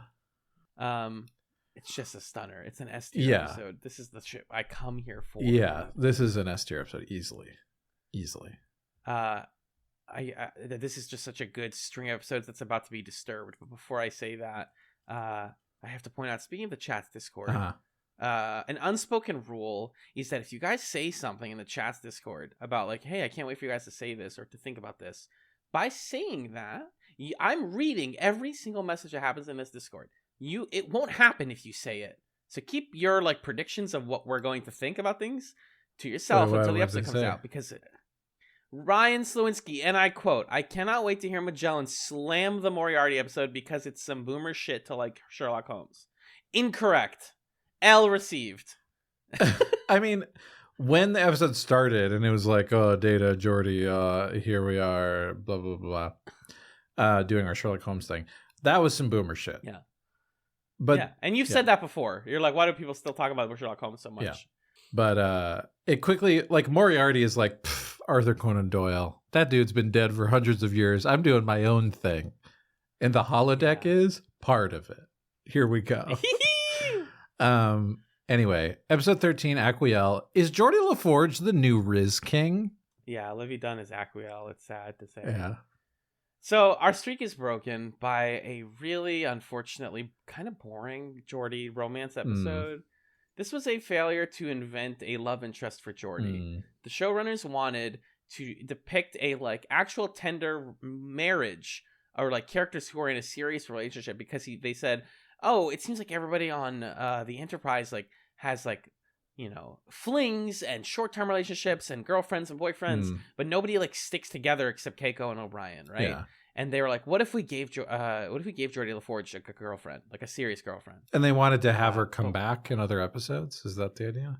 Yeah. Okay. Unfortunately, the actress who plays Aquiel has next to no chemistry with LeVar Burton. And that's fundamentally why I didn't like this episode, is even when she, like, I loved her scenes of, like, the logs, right? Where she's talking about, like, how the awful things happening on her ship. Yeah. And how, like, she's defending herself from this murder trial, what's going to happen. But then we finally meet her in the real world, not in the logs. And we realize that that once again, Geordie has fallen in love with the imaginary woman. And the real woman is, like, deeply hurt and sad and anxious. And they just don't have it together. And I'm like, guys, just Geordie, this isn't going to work. I'm sorry. Yeah, Geordie, you can't. And I didn't like this episode Geordie, you can't keep, like, deeply researching someone before meeting them in real life. That's not going to be a winning strategy. We all do it. We all go on the dating app, and then we get the last name, and we go on Facebook. And yeah, right. Yeah, it doesn't go well. They never match up to the version of them that you made up. That dog is not a dog. This episode felt like a really good BioWare side quest. Yeah, like the Geordie loyalty mission. Exactly. Because it's like we're watching all the log files, we're meeting these side characters and having dialogue trees with them, and we're trying to figure out which one of them is actually like the meat person or whatever. I didn't hate this one. I was entertained by it. And I thought that the suspense was kind of interesting of, oh, maybe Aquiel is the meat person. Maybe the Klingon guy. Oh, that's actually the dog. I was kind of like, okay, yeah, you got me. It was the dog. So this was a B for me. I just think you can. I don't know. I give it a. I really want to bring it down to a C. I think you can see the seams of where they struggled. Mm-hmm. Like they originally wanted Aquiel to be the killer, and then they were like, "That's just the movie Basic Instinct, where she doesn't know that she is, and then she does. And she's been lying the whole time." The dog thing is we needed a murder mystery that couldn't be solved using 24th century technology, so it seems like they hand waved it with the dog. Like these are just plots and concepts that came out of necessity. I think the other thing that was weird to me about this episode, that I don't think they like intended to go here, but it kind of reads weirdly now, is before we understand the meat creature stuff, I don't even remember what it's called. There's this whole context of how Aquiel and her commanding officer had tension, and her commanding officer is like a white guy who has a really good reputation, but he was cruel to her and like violent, and what happened there? He attacked her. She has she's not a white guy and has a reputation for being combative and like speaking her mind, and her story is not being believed by Will Riker and Captain Picard. So there's like a dynamic there that I thought the episode was doing something with, but then they were like, nah, we're not actually trying to do that, or we're not really going there. So that was something that I wish, I don't know, like this show in 2023, if it had been made in 2023, maybe would have done that plot better or on purpose. But yeah, it was a little odd. Yeah, and I do think Troi deserves a girlfriend, and I appreciate the effort, but this ain't it. This ain't it.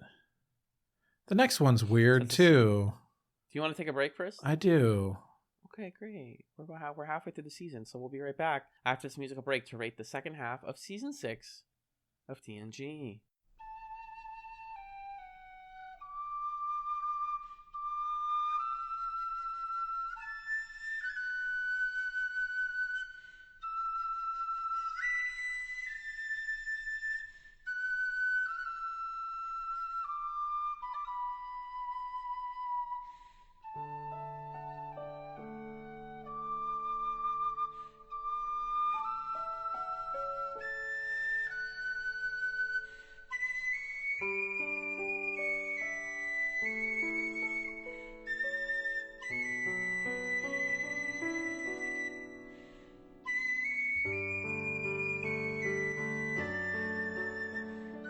Welcome back to TrekChatz. We're still flying through the space in between your ears to see what kind of wax asteroids we can blast.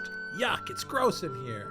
Just kidding. Why would I shame you for your earwax? I got a lot of earwax, too. You know what they say about a lot of earwax? Big ears. Exactly. And we've got big ears. And Troi has big ears in Face of the Enemy. This is an easy one for you. I'm giving it to you. And Troi has big ears in Face of the Enemy. Yes. Why? And that's, well, we're going to talk about it. Okay. So it's episode 14 of season 6 of Star Trek The Next Generation, Face of the Enemy. It's called that because Troy's face has been altered. So she looks like a Romulan. She wakes up on a Romulan ship looking like a Romulan, hanging out with the other Romulan. It's a whole, basically, like, she was kidnapped to be a part of this, like, mission. It's the people who work with Spock and are trying to do stuff with the Romulans and the Vulcans, and I don't know. This is like a real weird episode. They tried to do Troi doing something, I guess, but again, it's like something weird's happening to Troi. Mm-hmm. It's a little better because she's actually navigating the situation, but It's an odd choice because, like, I don't think Troi has ever really expressed an opinion about Romulans. What does it mean for her to be in this situation? You know what I mean? Yeah. Why? There are a couple of episodes later that are like, oh, original script, this was subbed out for someone else. And you can usually tell. And it really did feel like we just kind of picked Troi because she didn't have it. She didn't have emotional connection to any Romulans at all. So she was safe to put in here as the sort of viewer substitute. Yeah, it just felt random. I don't know. How did you feel about Face the Enemy?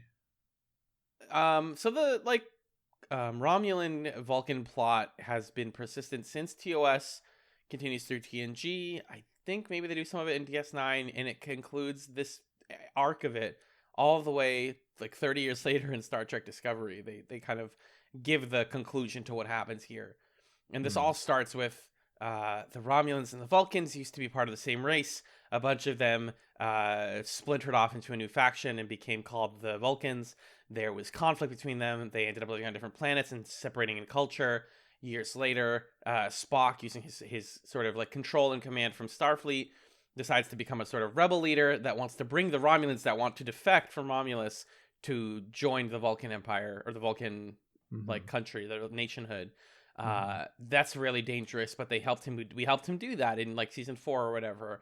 And so Spock is still fighting the good fight. Meanwhile, this is another one of those ships where they are letting refugees basically out. But the people who command this, the Romulans who command this, don't know that this is what's happening.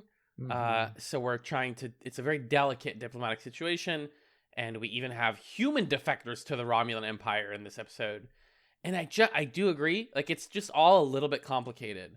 Everything I got out of this one was from reading wiki pages about like trying to understand the Romulan Vulcan divide. I was like, that stuff's all really cool. There's books about it. Right. The Star Trek 09 movie flushes it out in a weird way. They do an alternate universe version of it. It's cool. Like the Romulan Vulcan stuff is cool, and I love Spock. But yeah, in this episode, it's not that interesting. It's cool to check in on. I'm glad that they checked in on it. Like the way that Worf episodes check in on the overarching Klingon Civil War stuff. It's like, oh, it's interesting via Worf how we learn about those things. And in TOS, it was like, oh, via Spock how we learn. And now we've just kind of like put Troi in that, and she doesn't fit super well. It's mostly her just being confused like I am watching it. And then she just kind of gets out and it moves on. So yeah, I'm glad we got to check in with this important plot line that will continue to affect Star Trek for literal decades, but by itself. Yeah, I think I am, I like that they're doing, like you're saying, this sort of ground level view of the situation. I think I needed more of a bird's eye view to understand it and contextualize it a little bit more. And it was just a lot of like talking about, well, Spock's still doing this stuff over here and this and that. And it also feels like they really took a lot of the gas out of the Romulan stuff by not doing more of the like Tasha Yar's daughter thing. Yeah, why isn't she in this? Yeah, that she's ending. Dead. Right. But killing her off didn't make any sense. And now we're trying to do more Romulan stuff. I don't know. Yeah. So I didn't love it. I think it something that this season is weak at. And I saw this I was looking at like rankings of which seasons are the best. And pretty consistently, season 6 is ranked like 4th best. And right. A lot of the complaints that are levied against it is, well, they don't really have like an overarching conflict or villain or whatever. They've got the Cardassians. There's more Cardassian stuff in this season than in previous ones, but the Romulan stuff is like kind of weak. So I think this suffers from that as well. And agreed. You know what? Season 6, I'm putting it together now and realizing part of the reason that the back half of the season dragged a little bit is that there wasn't a Lwaxana Troi episode. Bing bong, bing bong. Where was our breath of fresh air burst of light in episode 23 or whatever? Like, that's always been such a crucial part of the pacing of these seasons that she comes in like an absolute dynamo in that back quarter or whatever. And we didn't get a single moment of Lwaxana Troi. She gets one Star Trek appearance a year, and she was on Deep Space Nine this year. Oh, okay. That's why. That's got it. The reason. Got it. Excited to watch that episode someday. God, I keep saying it, but it feels when you watch season 6 like you're getting the B plots that are being done better on DS9, but it's okay. I'm not sad about it. Yeah, I agree though. Like this is where the pacing of the season starts to kind of waffle for me, and I'm like, but like, yeah, you know, look at the Ensign de Sev or whatever, the guy who's like the human defector. He says like, oh, Spock said something about cowboy diplomacy, and I was like, yes, that's the thing from the unification. Yeah. But like, Spock's not in this episode. It's just like we're referencing him, and the cool thing at the end, the whole like concealing a transporter beam in a disruptor so that they can shoot a bad ship and get people off of it without actually blowing them up was kind of fun. Yeah, that was cool. This is a low B for me. Yeah, I think that's right. I think it's a B. The next episode is my favorite episode of season 6. Whoa.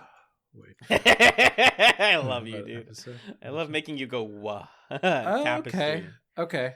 I don't agree, but I understand. You understand why? I respect it. Love.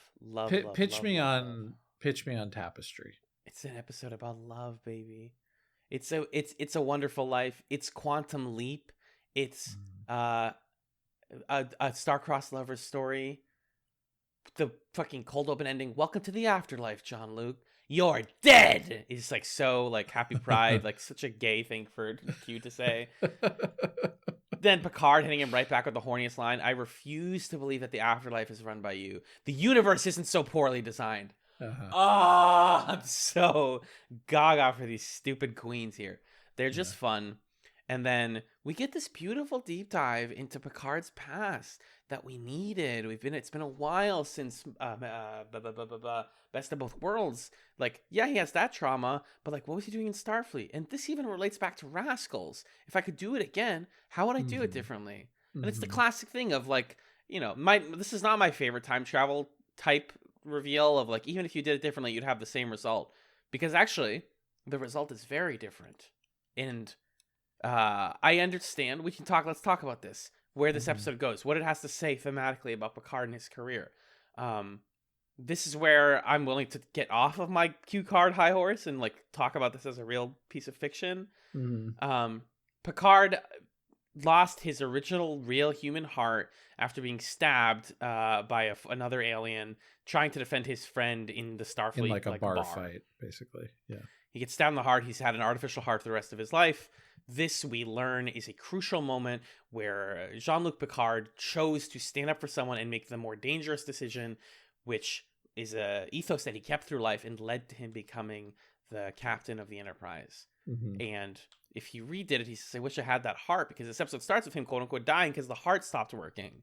He says, what if I could have that heart back? What if I didn't start that fight and I was safe and nice? He learns that, oh, that's going to cause bad situations with the girl that you were almost with. You know, that's going to cause tension there. You're going to lose your best friend from Starfleet. You are also you're going to get your heart back, but you never made the risk that changed your life. And I mean, the truth is, if you ask me, fate doesn't work like this. You know, fate is not a thing where you make I do believe in the butterfly effect, but I don't think your whole ethos of life changes because of one thing like that. And I struggle with that aspect of it, but I love thinking about it. Like, this is why this is my favorite of the season, is it gives me candy for my brain. It gives me crunchy, delicious, sweet candy. And it's not just the Q and Picard stuff, but it's the moral quandary of it all. That's like really fun to me. And throughout it all, I mean, again, like Picard waking up after sleeping with the woman, and then Q is next to him in bed. Come on. It's good. The way you know that Q is gay is that he keeps telling Picard how attractive different women are. That's called signaling. Tell me what you didn't. Okay, tell me why the ending did not land with you so hard. So, I agree with everything that you said about what makes this episode delightful and great. I love seeing Jean-Luc Picard regret things. Patrick Stewart is so good at regretting stuff and ruminating on things. So for that reason, it's fun. Q is in top form as an annoying little guy, and I like Q as someone who can like force you to exist in his like hypothetical scenario, kind of, because like this episode doesn't ever really fully say, okay, time was actually changed. It doesn't even really say that Q was for sure there, because by the end of it, it's like, well, maybe Picard was just close to death and he was having this wild dream and thought that he was talking to Q or whatever. So like this is a context of Q that I'm cool with, because it's not actually posing any frustrating situations about space magic or whatever. I think I have two things about this episode kind of bug me. The first is a little more minor, which is just like the lesson that Q's trying to teach him is like, why would you want to change the past, you jerk? But like Picard didn't ask for that. Q went up to him and said, hey, so you got this, artificial heart. You could get a real heart. All you got to do is like solve my little puzzle of trying to live this day in your life without getting stabbed. And if you can do it, the future won't change and you'll have a normal heart and you'll live. How does that sound? Yeah, Picard's like, yeah, sure, deal. I'll do that. So the gotcha part of it doesn't quite make sense to me, because it wasn't like Picard was clicking his heels and saying, please, I wish I could relive my past so that I could have a different heart. So that was a little odd. I think the thing that really bugged me about it is I felt attacked by this episode because Picard, like, arguably, I think the situation with Botanides, the woman who he was friends with and they had feelings for each other, but they never acted on them.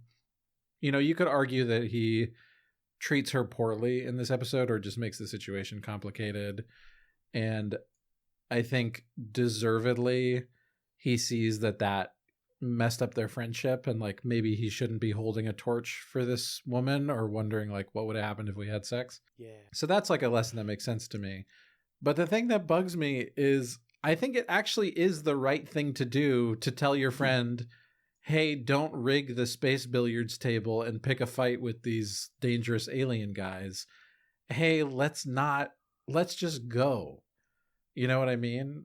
Like, I don't think that's unreasonable. And the episode is basically saying, well, sorry, Picard, you didn't pick one bar fight, and now you're a freaking beta male scientist for the rest of your life, and you do nothing, and you mean nothing.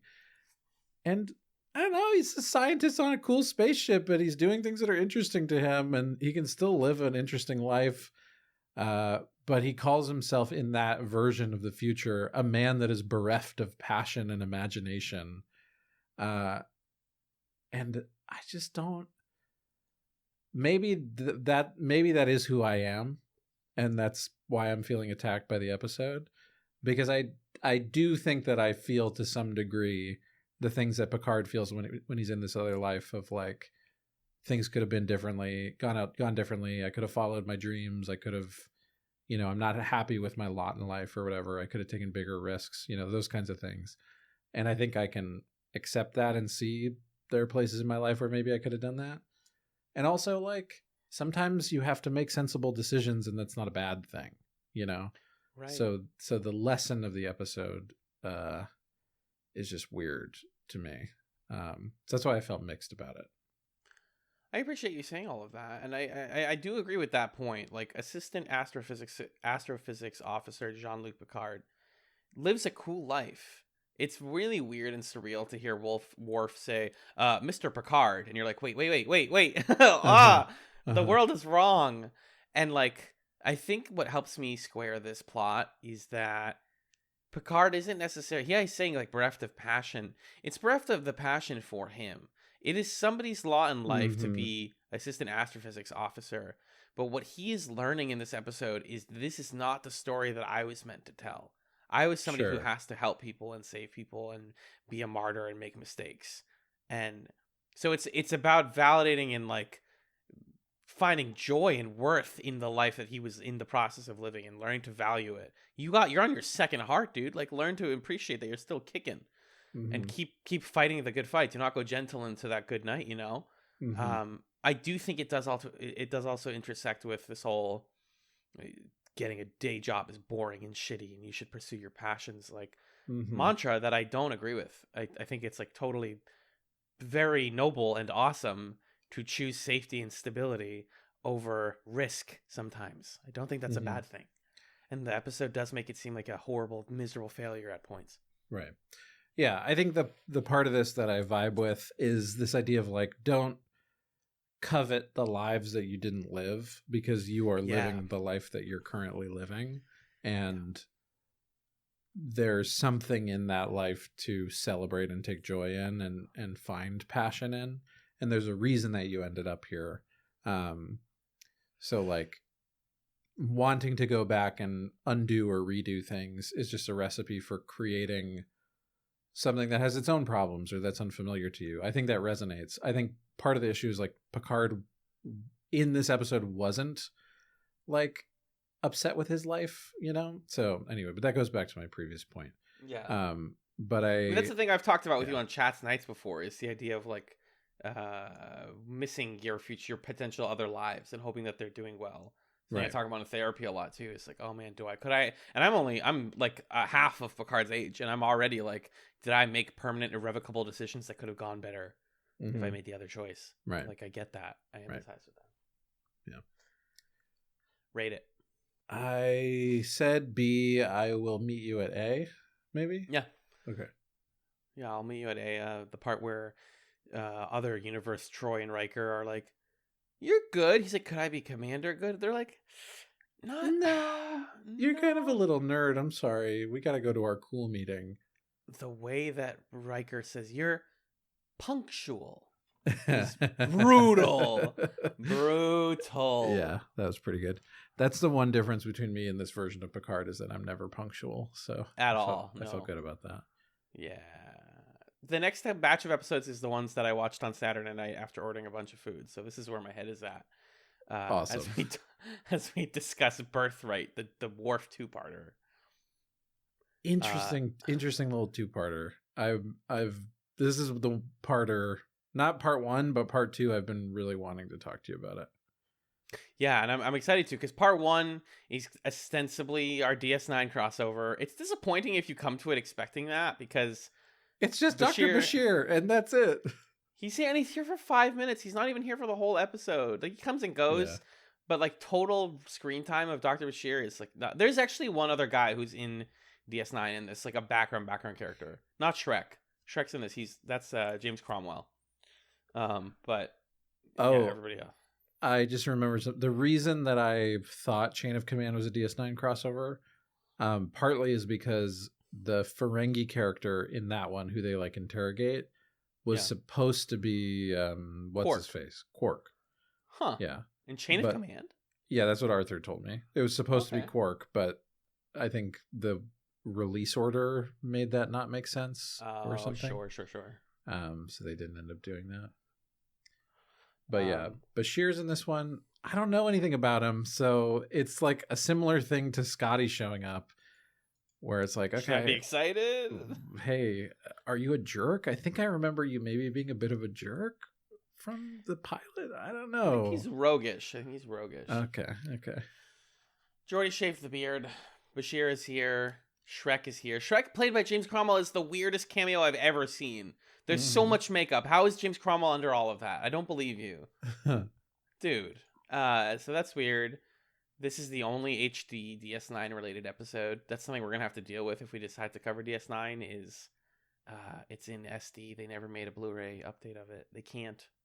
I don't think they have the footage of it. Of DS9? Yeah. Oh, okay. It looks a little stinky. If you remember watching the pilot 2 years ago, it's fine. A little stinky. We get some like Bashir and Data stuff. Bashir is like, you have hair? You have breath? And then Data starts having human dreams. This is why I don't really like part one that much, is it's not like about anything in particular. It's just like, oh, there's Bashir stuff, there's Data Yeah. stuff, there's Bajoran stuff. Mhm. Picard says the sexiest line of the whole series, which is, I have been studying Bajoran aqueduct structures. And like, speaking of the new There Is King, I think just Picard must get so much hot women. I'm trying to be respectful here. All the time. I don't know how to be I straight. almost broke my neck waiting for you to finish that sentence. Yeah, don't careful. He just must he must get a lot of girls that he's coming to his quarters. All right, He's studying Bajoran we'll talk aqueduct about that in a structures. couple episodes. Yeah, actually. let's talk about the after class. Yes, we will. You're right. Yeah. Data thinks he doesn't have his own culture. I love this very brief moment where Data's like, I have to get other people's morning cultures because I don't have one. And Picard is like, you know, you're one person, right? You're unique. He's like, yeah. He's like, you have your own culture. And he's like, whoa, I'm my own race of people. Freaking love Picard and Data interactions. Yeah. That's it. That's all I have for this one. I thought that this was going to be the arc where they justified Worf leaving. It's not. He just goes onto a planet to find his dad. Yeah. And that's how part 1 ends. Yeah. I really liked the visual imagery of the Data Dream stuff. Dr. Sung! It was obviously a little random and kind of trippy, but that moment where Dr. Sung is like, yeah, bro, of course it doesn't make sense. You're freaking dreaming right now. Amanda was in the room and I was like, he's dreaming. He's dreaming. It's so cute. That part worked for me. But otherwise we're just kind of like spinning our wheels to get Worf into position for Birthright Part 2. So this feels like a B to me. Yeah. Yeah, B for Bashir. Yeah, that's right. Now, Birthright Part 2 is the Worf hour. It's Yeah. the Worf power hour. This is great. Worf is here to find his dad. He's at a Romulan concentration camp for Klingon survivors of the Khitomer massacre, which is the event where his father was supposedly killed. And he realizes that all of the Klingons here are like domesticated, essentially, to use a really crass concept. This is a classic tactic amongst like slave owning cultures. He's like, if we get rid of their culture and just make them act quote unquote normal, then they'll do everything we tell them to. And none of them remember their culture. A lot of them have grown up not understanding what it means to be a Klingon. They don't, and the thing that gets me the most is that the games, the training, the war, the hunts, all that stuff has become playtime for them. They've lost the context of their culture, which is heartbreaking and so relevant to real life and so like emotionally resonant. It just freaking worked for me really well. Even like not too much of it is on the screen, but the dialogue about it and the way that Michael Dorn performs like Worf here is just so good. Yeah. The best line of it, the woman sings a morning song and she's just like, do, do, do, do, do. And then Worf turns to her and says, do you know what that song means? She says, no, I just like the melody. I was like, damn, Star Trek, go tell your little stories. Go ahead and give me a little thoughtful fiction. Yeah. What did you think of this part? Yeah, it's a really fascinating episode that I think does a good job of portraying a variety of different philosophies about this situation, because you have Worf, who, you know, is this character who amongst Klingons, like on the planet Klingon, is an outcast and is like too human for the Klingons kind of a thing. Yeah. And we've seen episodes where he sort of rejects certain aspects of Klingon society or the way that his fellow Klingons operate. But then his Klingon identity is so crucial and core to who he is, especially when he's on the Enterprise and he is the Klingon on the Enterprise. And so he intentionally wears certain, you know, parts of his daily uniform to represent his Klingon culture. He meditatively does his Tai Chi.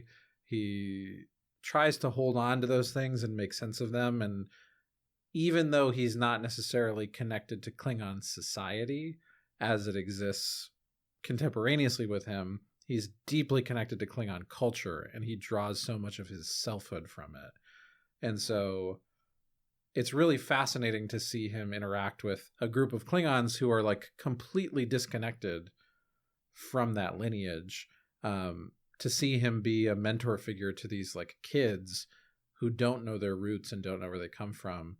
I thought that was a really cool, fascinating story for Worf to be able to kind of pass that on to them and to be, you know, Daddy Worf to like other kids besides just Alexander. And I think you know, it's interesting because also a lot of the time when he's imparting these cultures or these like customs or rituals or practices to Alexander, the show is kind of like, but there are these like patriarchal underpinnings to these things that have like harmed Worf. Worf clearly has daddy issues. Right. And he's trying to not totally pass those things on to his own son. And Amanda pointed this out when we were watching it. Like, what about that episode from the other season where he's on the verge of like having Alexander ritualistically kill him, basically, because he wasn't able to operate his body to the full extent that he was before. Right. So we've like kind of explored these themes from a different angle. God, TNG is such a good show. Sorry. Yeah, it's a good show. And so it's cool that Worf is like teaching them Tai Chi and stuff, but then it also brings back those reservations that we have, I think, about like, I don't know, the sort of like we're hunting and it's the joy of that moment between life and death. And I'm kind of sitting there like, you know, that connectedness and rootedness to their culture is really cool.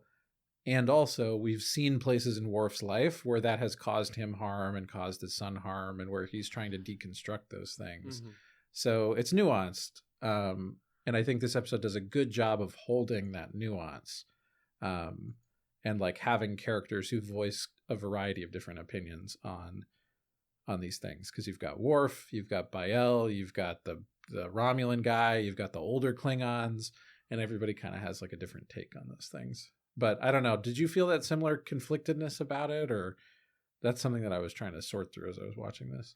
Not as much, because I think what's important about Worf's arc this season and like throughout the series is that he's choosing what parts of Klingon culture to believe in and to Totally commit to. That's going to come up again in a few episodes, right? So like the hunt stuff like is important to them, and we shouldn't take it from them, because that is what the Romulans are doing. You know, right. They're being like, you can't have this. Not you get to decide which parts of this to keep, which is like how culture should work. We pick and choose of our own culture's accord what we stick with. So he's basically saying, hey, Romulans, like, you should sing. Like, we should all be singing together. We should, like, scream and fight and rebel, because that's what Klingons do. And that's beautiful. I don't care if they think that is savagery. And one of the Romulans literally says, like, we're making them normal. Like, we're making them okay to be around other races. Right. They believe in this grand, almost, not genocidal. What's the word when you want to change somebody else's culture? Like assimilationist sort of thing. Yeah, we want to assimilate them and make Klingons like us. And like, that's awful. That's the part that makes them villains.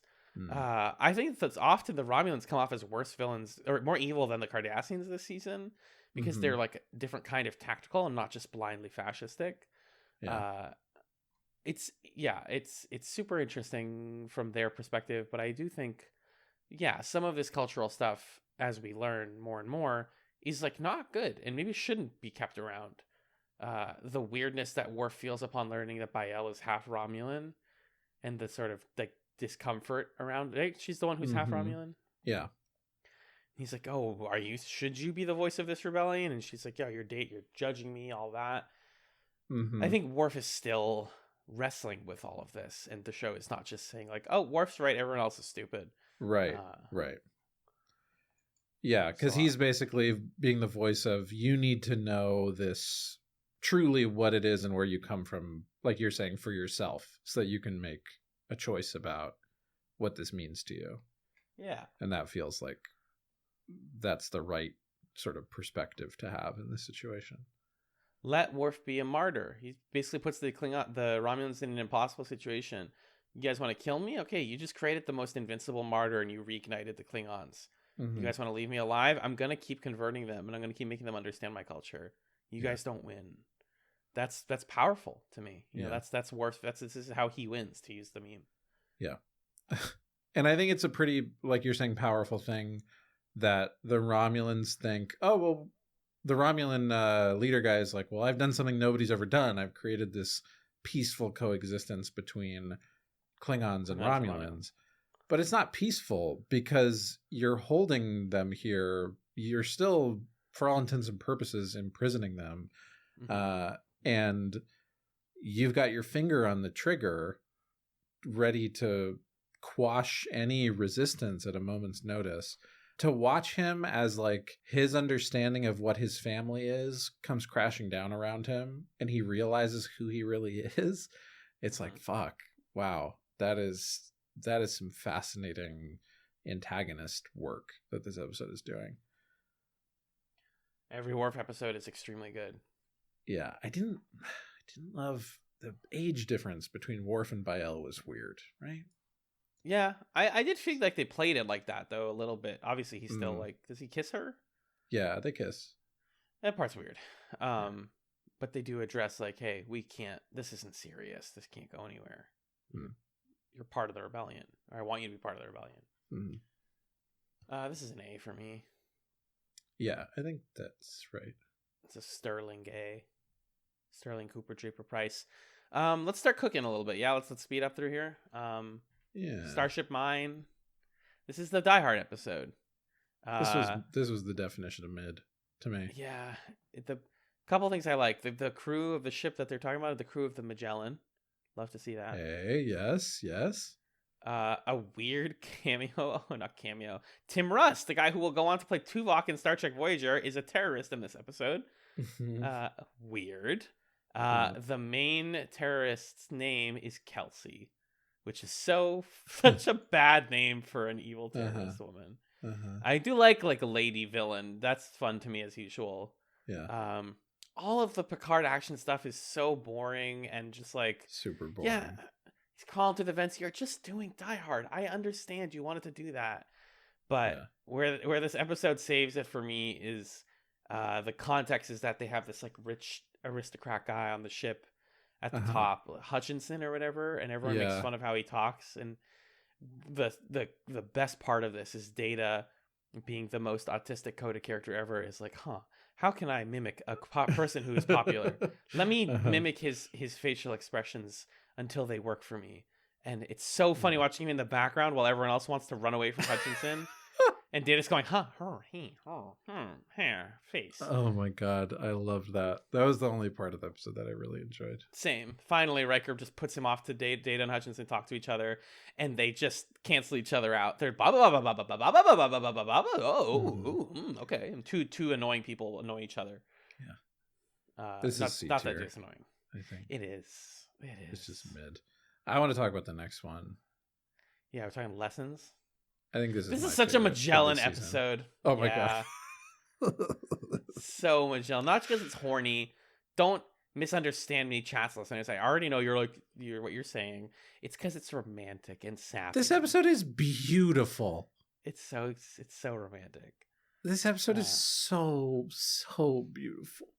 Picard lets somebody into his life. She loves the same tea he does. She loves the same music he does. She wants to play with him. Michelle and I have talked a lot recently about what you value out of a partner, and to like the biggest thing for me is to like build with each other, right? To grow with each other. And Picard sees in this new woman potential for her to grow. Darren is her name, and in him she sees a vulnerable, sad man who wants companionship and wants to be open, but is struggling so much to do it. And this is represented by the best running storyline through this, which is they play music and he plays the flute. Well, Picard, why do you know the flute? Oh, I haven't told anyone this. I don't know if I'm ready to tell you. She's like, Picard, you can let me into your world, man. I freaking care about you. I know I'm like a scientist coming on the ship, but I care about you. Okay, well, I lived a whole lifetime as another man, and I learned the flute, and this is the song I learned. I'm choking up describing this to you guys. And she's like, that's fucking beautiful. And I'm so happy you shared that with me. to open your heart up to somebody else like that, to be that vulnerable about this like beautiful tragedy is amazing. Mm-hmm. And then she's ripped away from him by circumstance. Yeah. Ugh! Yeah, it's just I love it so much that there's no like stupid fucking thing. No twist. There's no like I'm a meat monster. Nope. There's no like I died. None of that. It's just this pure tender thing of like there is a quiet place in my heart that I never thought anybody would find. And now I'm living there with you. And it's the most amazing healing thing. And it's just not meant to last forever. And isn't that so beautiful and sad? Oh my God. This is the last episode I watched in that no, it's not. Actually, I watched more, but this was in that binge night. And again, Magellan, understanding why this was like, oh, fuck me, dude. Mm-hmm. To share something with someone and then to have that ripped away from you is one of the worst feelings we can experience as humans. I can't wait for Data to experience it in season 7. Yeah. Did you catch the reference? So Picard plays the flute for Darren and like sits in a window. He's mimicking the shot from Inner Light where he plays the flute. Okay. They basically recreate the shot, but she's in the background playing like the piano or whatever. The cinematography in this episode, like I noticed it, which is maybe a knock against it, but I thought that they were making some like really bold visual choices in here, like that one. And I can't. There's some other moments in this episode, but I just thought like the way that the camera was looking at this story was, I think, well done. This is Robert Weimer, who also directed Schisms, the horror episode earlier. Mm-hmm. So he's got it. He also did Violations, though, which is a Troi rape episode. So can't all be winners. But yeah, man, it's good. It's the Frere Jacques scene. Yes, I was about to say they improvise Frere Jacques, or they do Frere Jacques, and she's like, now build on it. And he builds on it. Oh, I'm faint thinking about it. To experience a love like this is to experience life. Yeah. Don't give up your music is the last thing she says to him. Yeah. And it so good. And it does such a great job of like we've now seen multiple episodes where Picard has an experience with an old flame. Because there was that one from a few seasons ago where he like meets back up with his girlfriend from before he went to Starfleet. And there's the one from this season where he's like in Q's little mind palace. Like, oh, what if I,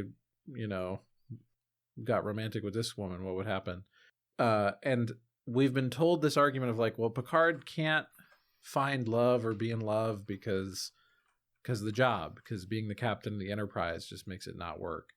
And then this episode gives the most plausible possible relationship he could be in, where it's like, well, okay, but what if it's somebody who's like a team lead, an officer on the ship, who's like close-ish in rank to him, who likes the same kind of stuff that he does, just wants to spend a quiet night in the quarters playing music. Like, what about that?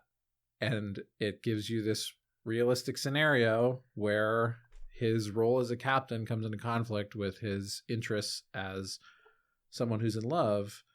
And he's like, I just can't make the decisions I need to make in this kind of relationship, in this context. And it fully plays it out in an episode where it doesn't have a dumb conflict. It doesn't have a made up piece of tension. It just has a situation that shows that the thing that we always suspected, even in the ideal scenario, is true, which is that Picard just can't quite be a committed partner and captain of the Enterprise at the same time. But damn it if he isn't going to keep trying. It's just so sad and good. I love it. I'll give you an S for this one. Please. Yeah. It was an 8 for me, but you've sold me. Lessons. Beautiful television. I watched this one at like midnight under the covers. Also. Oh, yeah. Perfect. Just the quiet of the night. Me in the episode. Beautiful. The chase is the end of that Saturday night binge. Oh my God. This episode was nothing. A big goose egg. Nothing. Frakes directed it. That's what makes me sad.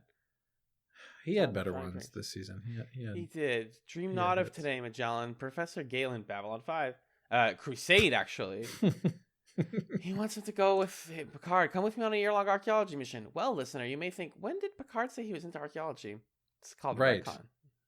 Yeah. Maybe they've said it and we're not remembering it. I don't recall it being a big deal ever. There were like random moments in this season where I guess they were trying to sell us on that, like the aqueduct thing, or he's sort of like, well, I know about this civilization. But yeah, they just make up a professor character that we've never seen before. It's so weird to do this in season 6 where you're like, okay, we're going to do the sequel to the Moriarty episode. We're going to do the sequel to the Inner Light. They're doing deep cut sequels to past episodes. There are plenty more that you could do that for. And they're like, now we're just going to make up some bullshit about like an archaeology old guy who's mad at Picard and there's like a progenitor race or something. We're going to do like big Star Trek lore in the most big Star Trek lore in the most mid episode possible. I wasn't a fan. Is this really the time to introduce a progenitor race, you guys? In the middle of a season 6, episode 20? I thought it was going to be simple. The guy is like, you should go back to archaeology with me. And he's like, I can't. I have to do my job. Okay, well, I'm going to go leave and maybe die. Well, we got to go find him. We have to go on the archaeology mission. Turns out Galen's alive. And he's like, that was the test, Picard. I gave you one more archaeology mission. So now you can go be an adult and give up on this silly passion once and for all. But I gave you a fun adventure. Like, I thought it was going to be that simple. And instead it was like, no, that was a real mission. And it turns out Klingons, Romulans, humans, we're all part of the same, come from the same species. Babylon 5 invented nothing. Except it's actually, again, done better there. Because it's built on and matters when they do this. Right. It's a whole storyline of the whole series, not to spoil anything specific. Maybe we're not all so different. I brought you all together so you can realize we're all the same. Is a boring ending. Yeah. Boring. C-tier episode. Yeah. It was kinda, sorta, maybe something when the Romulan guy gave him a call at the end and he was like, hey, maybe one day. And he didn't finish the sentence. I kind of like that. One day. But it doesn't save the episode. The chase. C for chase. C for chase. What's next? I'm cooking. I'm ready to cook. Frame of Mind. Oh, yeah. I watched this. I watched this today. I watched the rest of these today. Uh-huh. This is the one where Jonathan Frakes gets to act crazy. Mm-hmm. What if I was in a play about being manipulated by called Frame of Mind, or I'm being manipulated by a mean man? I may or may not be clinically insane, whatever they say. Mm-hmm. What if that was actually happening? Just kidding. What if it's not happening? Just kidding. What if it is happening? Very confusing, intentionally confusing, but doesn't really work. Frakes is doing his best, right? Like he's giving his all. And I like the difference in acting between acting in the play and acting in the show. You can tell like when he's doing it, especially in the first one where you're like, that's Data's voice. This is not a twist in the cold open. Yeah. But like the episode doesn't really progress to anywhere interesting. No.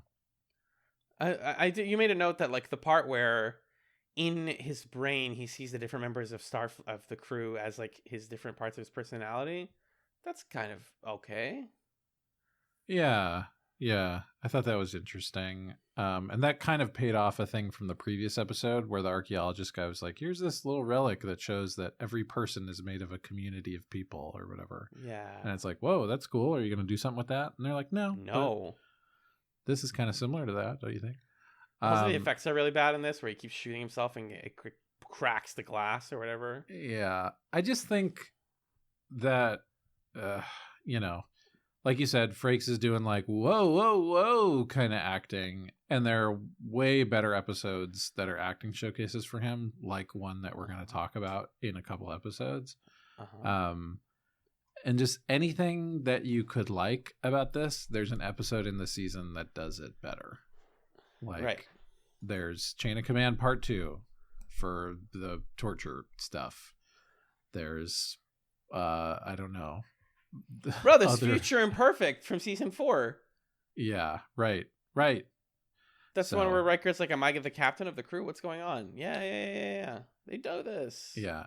And I was like kind of actually interested in the idea of maybe Riker's just a little bit paranoid because he's been playing this character and he's too deep into it. But obviously they wouldn't do an episode that's just that plot without a sci-fi component. But I don't know. I ranked it a B. I don't know why. This feels like a C tier episode to me. But I could be swayed if you put it at B. I would put it at B just because I think Frakes is so good in it, despite the A to B to C of it not being very interesting. Yeah, acting matters a lot to me. All right. Here's a dip. Here's another hard dip for me. The next like 3. We've got Suspicions. So Guinan has tennis elbow. Actually, no. Suspicions is fine. It's okay. Totally fine. Crusher does an Agatha Christie mystery. I think it's literally based on an Agatha Christie mystery. I think that's true. And it's like kind of, I like the narrative conceit of, hey, Guinan, I'm going to tell you about this situation and narrate it. And let me describe the different characters who are at play. And everybody's kind of has a motive to sabotage this experiment. I think this is a good genre to put Crusher in. If you're going to do a genre piece thing with like a main character. So I thought it was a perfectly serviceable episode that honestly is just not well served by the fact that there are so many single character driven episodes that they start to feel very samey by this point in the season, I think. Yeah, I think that's part of it. Is this is one that does suffer from the binge. Is you're like, ugh, another just like centered episode. That's fine. It's whatever. Just a couple shout outs. I love the female Klingon. I don't know why I'm finding myself attracted to female Klingons, but I'm just putting it out there. Hey, it's where my brain not is. a problem. Alyssa, the other nurse who works in the medical bay, who's like, hey, Crusher, I know you're fired, but I'm willing to help you solve this mystery. We love women supporting women, right? Yep. Rega sabotaging his own murder so that he could steal the super ability or whatever, the super warp. It's a good twist. It's a pretty good twist, faking his own death. And the bringing back the tennis elbow joke, because Crusher buys Guinan a nice tennis racket, and then Guinan's like, I don't play tennis. I just did that to talk to you. Cute. That's funny. Low B, high C. So, is this Guinan's last appearance in TNG? Yes. Sheesh. Yes, sheesh is exactly right. It's a bummer. This marks the final appearance of Guinan on the series, though she remains on the Enterprise. She plays an integral role in one of the films and has a brief appearance in other things. Other films and shows. Okay. Bummer. Oh, I didn't mention this. The girl who plays young Guinan in Rascals is the same person who plays young Whoopi Goldberg in The Sister Act. Same young actress. Oh, that's fun. Which was like a year or two before or after this. So they must have been friends. Fun trivia. That is fun. B or C for this? I think B. Yeah. I think what you said is exactly right. This is an episode that's hurt by the binge. If we were watching these 2 episodes a week, I think we would have had fun with this one. Yeah. That brings us to episode 23. We're almost done here, folks. Rightful Heir, another Worf episode.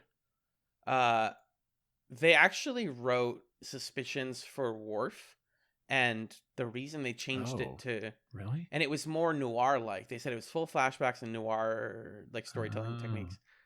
And then they said the reason they axed that was that there was too much Worf in the season. And yes. I actually agree. I agree too. By the time I was in Rightful Heir, I was like, I would love this in like season 7. I'm not in the mood right now for another Worf politics episode. And that's weird because they're all good. And this one's not bad. It's just in a weird position in the season. Like Gowron and Worf are talking about Kales, who's an important, Kales the unforgettable, important figure in Klingon history. I want him to, I'm going to pray for his resurrection. Or at least to see a vision of him. I can't. I must be a bad Klingon because I can't see him. Oh, there he is. He's real. Wait, should we make him the leader of the Klingon Empire? But guys, we don't even know if he's really real. They're doing a classic, like, what if, like Jesus Christ Superstar. What if he came back? What would it be like? Such a weird comparison, Alan. Come on. it turns out he's a clone created for this very purpose. And Yeah. they're like, but what's great is that they're then like, is that bad? Yeah. Is it okay that he's a clone? Like, if they just said like, ha, gotcha, twist, it's a clone, you'd be like, oh, weird. But instead it's like, wait, can we have a clone lead the Klingon Empire? Right. And that is such a season 6 thing. That's what I love about season 6 is they go that extra step and they say, all right, but what if we did? What would we do if we did? And then they do. And then they do that. He doesn't become the leader. He works with Gowron and stuff. Yeah, he becomes like a figurehead, basically. Right. Fascinating. Oh, yeah, I think that this episode has really cool things to say about faith. And as a Christian myself, I think this whole like believing in a false prophet's resurrection story always rubs me wrong. But that's kind of the point of it, is that no one would believe you. If you were like, hey, it's me, Jesus Christ, you're like, no, you're not. This is the joke I was just making earlier. My dad being like, I wouldn't talk to God because I already talked to him. Like, and they say that at the end of the episode, basically. We didn't need Kallus to come back. He lives in every Klingon. But having a man that looks and sounds and acts like him is probably good enough for some people. Yeah. And it's such a cool moment that his clone is like, shit, maybe it's the words that matter more than the man. Anyway. Yeah. See you later, Worf. Deuces. Yeah. This is a solid B to me. I think it's really interesting conceptually and philosophically. I think the experience of watching it is not the most entertaining. Right. I don't know. Would you bump it to A or do you agree with B? My personal rating is A because I love Klingons, but let's give it an A. Okay. I just like think about how smart it was for them to involve Worf in the intricacies of Klingon Empire, like by having his cousin be Gowron. It's like, or cousin, whatever, relative. Yeah. That means that every time we see the Klingons, like Worf can meaningfully change the fate of the Klingon Empire, and that's really cool. Like he has stakes. He can make change. True. He's not just like a weird guy who examines it. He's part of it, and I think that's great. True. Brings us to Second Chances, which has one of my favorite cold opens of the series, where Riker does not want to play Nightbird because he's nervous about the trumpet solo. The second he's putting his lips on that trumpet, Commander Riker, come to the bridge. This episode was directed by LeVar Burton, and it concerns the cloned Commander Riker. Thomas Riker. So I recorded a captain's log on this one. I'll just send it to you and you can decide if you want to play it or not, because at this point I've kind of said a lot of the thematic things that were in it. Yeah. But the gist of the captain's log is that this episode to me is the most season 6 episode of season 6. I don't know if it's my favorite. Well, I mean, it's not. My favorite is Lessons, but it is just so season 6 in the sense that it's like, this is a protagonist episode for Will Riker. We're doing a weird thing and we are committing to it hard. And a third reason that and we're also Troi? we're also just like regretting what if we could change the past. Like we're building on that same theme. I really liked this one a lot. Jonathan Frakes is great. The way that he's like giving these subtle nuances to the different Rikers is really good acting, I think. What were we going to say? Yeah, the way that Troi interacts with all of this, because like we never got to see the result of like, hey, he's Imzadi to her, but they don't consummate that ever because of his job. And it's like, okay, well, what if there was a guy who didn't have that? Now what? Oh, the answer is they would instantly fall passionately in love and want to be together forever. But they can't because he's not really the same person. So like, for the sake of the story, we can't have her stay with Thomas Riker. But like, Marina Sirtis has said that like, in terms of romantic chemistry, she liked acting against Frakes as Thomas more than she did acting against him as William. Huh. Interesting, right? She actually preferred it. Fascinating. Them playing poker with each other is a slam dunk scene. I love the choice to write that. The different outfit choices, the part where he saves his own life and is afraid of dying is wonderful. Yeah. The way that they're bitter and snip at each other, like, yes, Commander, okay. It's fucking dumping on himself. What if you could meet yourself? Would you like yourself? Literally, Data asks Worf this, and Worf goes, I wouldn't want to meet myself. I'm probably a dick. I don't think I would be nice to be around. Yeah. Yeah, and the way that Commander Riker lords his rank over Lieutenant Riker because he's given up so much to, like, get to that rank, but also is being told by his alternative self, like, you haven't done enough, you're supposed to be a captain by now, kind of thing. That dynamic is fascinating. And then I don't know if you read this trivia, but they were considering killing off Commander Riker and keeping Thomas as the only Riker that we had, which would have been something. Such a cool, weird choice. But then, what a weird choice. Then you have to do the romance. You can no longer make it a will they, won't they. It's just, yep, they said they will. They have to now do it. Yeah, right. Yeah. Do you know the other thing about Thomas Riker? That he comes back. I do know. I did spoil this for myself that he comes back. Yeah. He will return in Marvel's Endgame. Did you know the trivia? Speaking of LeVar Burton directing this, we also get one of Star Trek's coolest cameos. We'll have the other coolest cameo in a few episodes. Mae Jemison plays a like Starfleet member here. She's the first female African-American astronaut in space. Yeah. Burton cast her, which is awesome because he knew that she had credited Nichelle Nichols' role as Uhura as an inspiration for her to become an astronaut. That's so cool. We love to see that. I didn't catch her in the episode, though. I felt stupid. I was paying attention to Thomas Riker.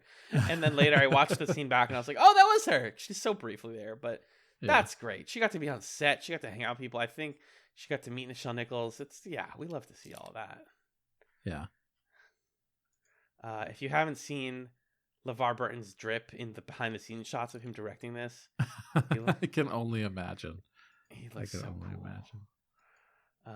Yeah, it's an A for me, dog. Yeah, it's a solid A. Yeah, Second Chances is great. And it, well, this is kind of a spoiler. Spoiler for a show. Just made me want to watch Farscape again. I mean, come on. Oh my God! Yes, don't say more about that. Yes. But it really made me want to. And just watch everything that you're thinking of. Oh my God! I'll be right back, guys. I'm sorry. I have to watch all of Farscape. Fuck! All right, let's do these last ones real quick. Episode 25, Timescape. Such a hard episode to produce. I heard. I mean, I get it. So much is going on. I believe it. Everybody's got to stand real still and not blink. Also, Spot was in this one, and you know that Spot is difficult to work with. Of course, he's such a drama. Or no, Spot is mentioned, maybe. I don't know. But this season is obsessed with Spot. I'm obsessed with Spock. In Timescape, a couple of the crew members realize that we're in a weird forward-backward time loop, and a lot of people are going to die in this time loop unless we fix it, and a gas is going to explode in the engine room. So to fix it, we have to solve the mystery of what was happening in the time loop, which is that we were evacuating a bunch of Romulans off of their ship. Let me see if I get this exactly right. Let me just try to improvise this without looking at my notes. There's a weird alien race that can only incubate their young in a certain type of like pocket universe or whatever that exists in a Romulan ship's engine. When they put their babies in there, they almost blow the ship up. So the Romulans freaking out are like, oh no, hey Enterprise, can you help us? Can you like beam some energy off of us? The Enterprise does that, which then almost kills the babies. And so, in the moment of that beaming, the adult weird warp aliens freeze time and say, let's fix this. Can you guys help us fix this? We don't want our babies to die. We didn't mean to make a mess. It's kind of fun. It doesn't point anybody as an explicit bad guy here, which is cool. It's a weird one where the Romulans aren't the bad guys. They just are of another faction. Yeah. I think I got that all right. What did you think of the episode? I gotta be honest, this is the one obligatory episode of the season where I fell asleep during the episode. It's gonna happen. I missed like 15 minutes of it, and I don't regret it. Leonard Nimoy's son directed this one, dude. Adam Nimoy. I'm sorry, Mr. Nimoy. Adam. Really, that guy died. Anyways. Oh no. Or his brother did. I don't know. I'm sorry. Vine star who did the Adam Vine. There's some funny impressions at the top of the episode. Data's hilarious here. Again, autistic coding. Everyone's making fun of the guy. She's like, and then the guy said, like, I'll take you back to my quarters and we can study sexual intercourse.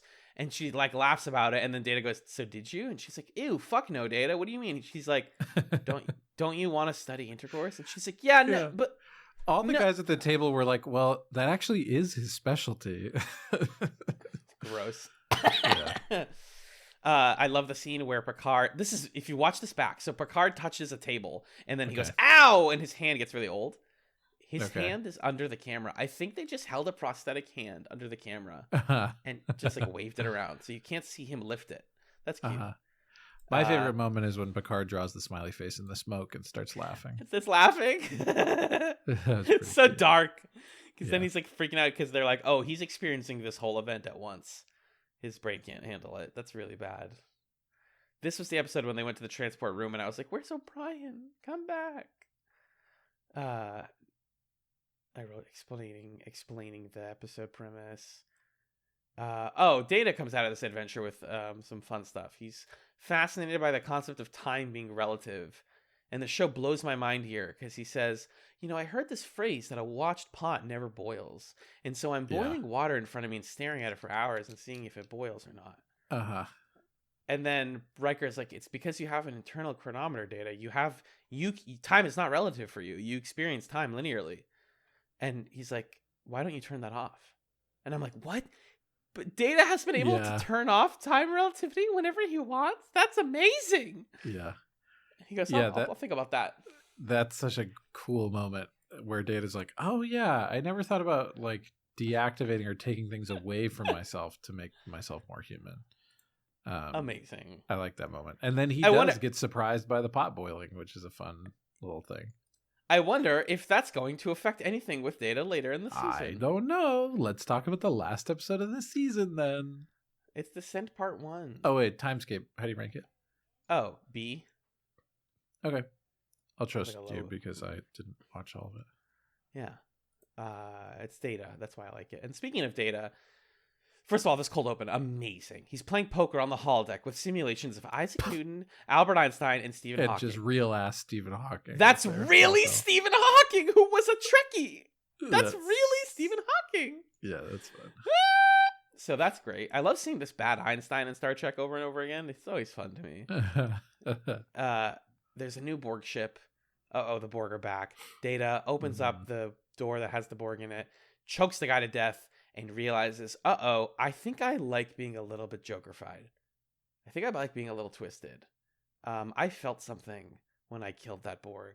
We're experiencing emotions. And then we learn, literally, I wish I would put the clip in here. It is, actually very clearly a bad idea to put Hugh back into the Borg consciousness. I don't know why Picard doesn't understand that he's like, let's give a collective society a little bit of individuality as a treat. I'm sure that will not blow up in any way in our faces.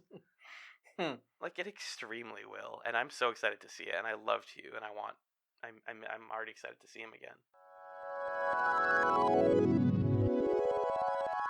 One season later, here we are, guys. It did something. All of the Borg have personality and emotions now. We fucked up the Borg collective on a colossal scale. Yeah. The Borg having emotions means that they regret each other's deaths. And I just wrote here my notes like, Data, I think it's fine that you're experiencing emotions. It doesn't mean something's wrong.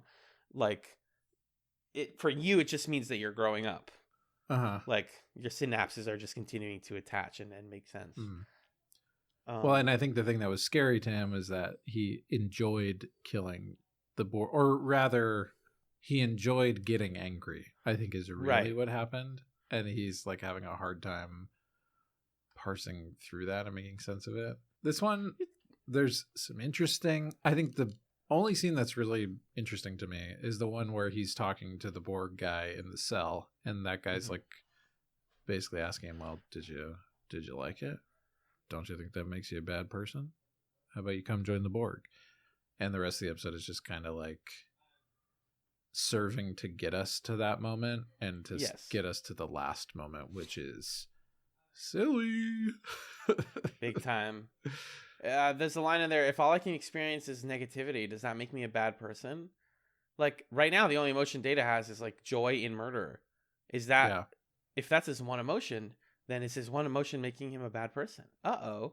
Right. And so I like that moral quandary, although I think emotions are relative, just like time.